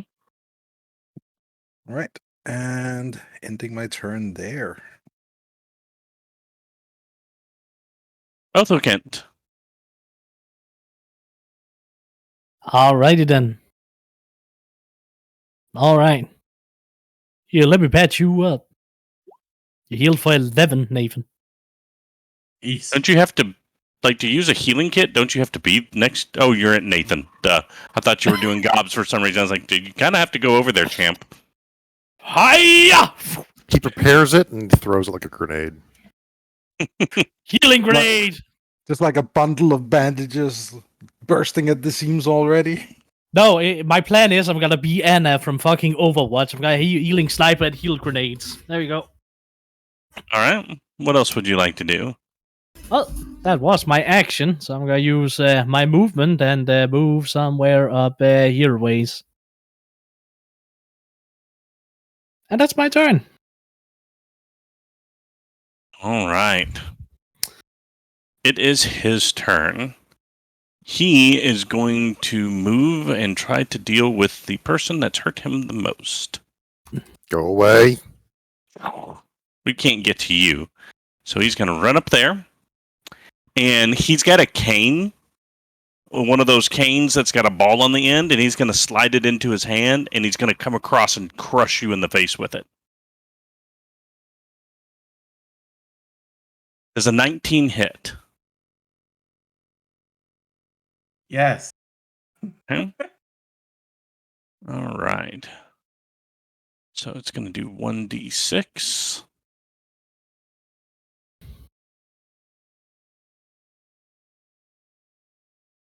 So you take 4 bludgeoning damage. Yeah. But he's going to use Divine Eminence and put a level 3 spell slot through it to deal an additional burst of radiant damage on top of it. So he's smiting. Mm-hmm. You take an additional 16 points of divine energy as the energy explodes as he makes contact to your head. I think you just killed him. Yeah, Yep. that's more than my max health. That's a straight up kill. He doesn't even go to dying. Nope. No, you had to do double health. Nope. No, you have to hit his current hit points plus his max hit points. Then he's dead. Well, his current hit points were what before he got hit? Well, they were. Because you just 12. healed him. So 12. So he would have to do. Then you did. And what's your normal hit points? It's 15, right? So he would have had to go No. over My normal hit points are 12. So you went 12 max health. plus 11, so 23. He would have had to do 23 points of damage to instant kill you, You did 16 20. plus 4. which Yeah. is 20. hmm So you're I down, but you're not dead. Whew, I thought he wasn't worth position. All right, fair enough. Still though, ow. Yeah, that one really hurt. Those You Spirit are Guardians are asleep. gonna fuck him. Potentially, yes.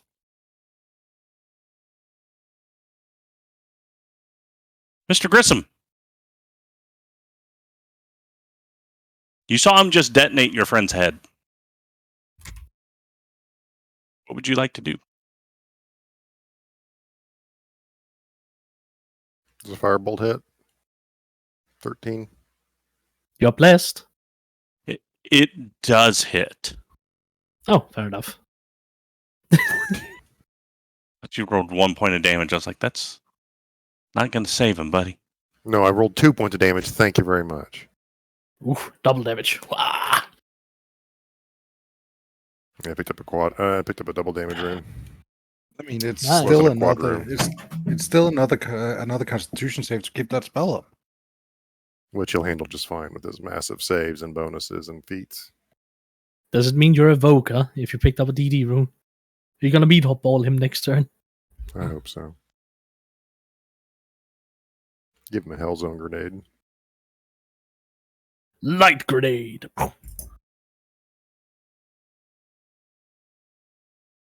Solar flare!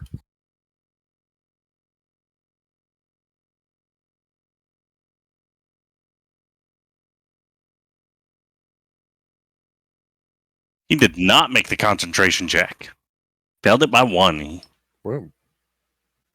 So the Spirit Guardians fade with that bolt as it hits its face. Also, he's bloodied. I should mark that. This vessel is not strong enough for my spirit. And Nate, it's your turn. Would you like to roll a death saving throw for me? Oh, he forgot to do something, but that's okay. You make your save. He forgot to move a spiritual weapon and bonk somebody. Yeah. Bitch. Which, no, he couldn't do, because for this thing, the smite equivalent ability is a bonus action. So he couldn't have moved it. That is Ha. correct. Haha, I totally did that on purpose. Yes, of course. No one here questions you. Yep. Gobs, what would you like Alright. to do? All right. I just realized I still have one more trick up my sleeve. So, kind of hateful. She's gonna be muttering a few words, and some runes similar to the ones on her arm is gonna be crawling over his skin for a bit. Excellent. No save. Nice. Yeah, no save. This is not even a spell. I don't think there's any defense to this, and he is Mm-mm. within 30 feet. He's 25. All right. And seeing as that is then done, let me just quickly check. Yeah. I'm gonna move back in. Nice. Yeah, I am. Move to there and swing sword. All right, let's see what you got. Nope. That Wait. unfortunately does not hit. Even with bless, that does not help. It I does can't not. hit for shit. All right, that's my turn. All right. Mr. Othokent, what would you like to do, sir? Alrighty then.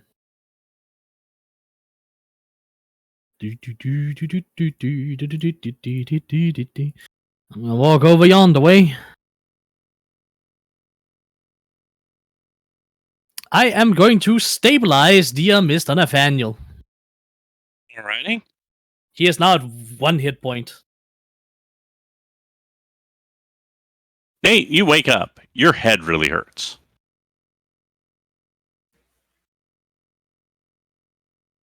Do not fear, I still have 15 charges of healer's kit left. Uh, God, I am probably fucked in. Oh, wait, I don't have any more movement. I have nothing. That is my turn. Alright. It's his turn. He's going to touch his chest and cast a spell. Touch of death. And he's going to...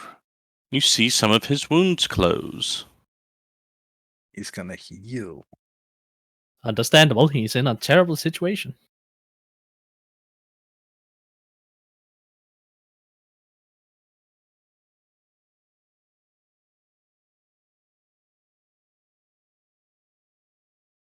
Then as his bonus action, he's going to move his spiritual weapon. That will move to there. So floaty floaty.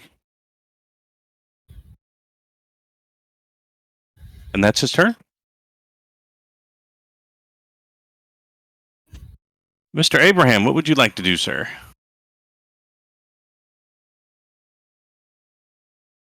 Chill touch.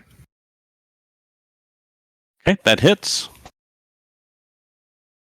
He takes 8 damage, and he can't gain any health until the beginning of my next turn. Nice. Didn't you hit him with that last turn too? Nope, that was Nope. Firebolt. Okay, fair enough. Chill touch. Super good cantrip, BT dubs. It is. Alrighty. It's Nate, got the super long range too. you are at 1 hit point. You are laying prone at the feet of the enemy who hit you in the head. What would you like to do, sir? gonna shake my head, stare up at him, and I'm gonna take his ankles with my short sword. Go for it. Ooh. Literally. You go to hit his ankles and you miss a little high and take him at the hips. You take out his knee? Nate, How would you like to do it? how would you like to do this, my friend? Jesus. As you come back with a vengeance. That was brutal. Yeah, I guess slashing out to the angles, and I guess he falls over as I try to get up, Mm-hmm. and I like reaching up and stabbing him in the side and pull him down as I pull myself up. Oh, I got you. So you're going to stab in and leverage him trying to resist as you pull yourself up and Yeah. pull him down into the blade. Gotcha. Yeah. Yeah, and the last thing you just hear him say is, this vessel is too weak. As the red fades from his eyes and you just see 2 normal brown eyes looking at you. And the body falls to the ground. And that is where we were actually going to end our session for this week. Yay! Ministering. I am almost fully healed. Oh, As he dropped, you'd have seen something leave his body and enter the arm, followed by wounds just closing on their own. well then no healing for you. Those wounds, as they close, you see a black ichor kind of reach across the wound and pull the wound shut, and it disappears on the inside. A little bit creepy for the doctor. Yeah, blood doesn't work like that normally. Mm-mm. I'll just stay back here until we start next session. We'll just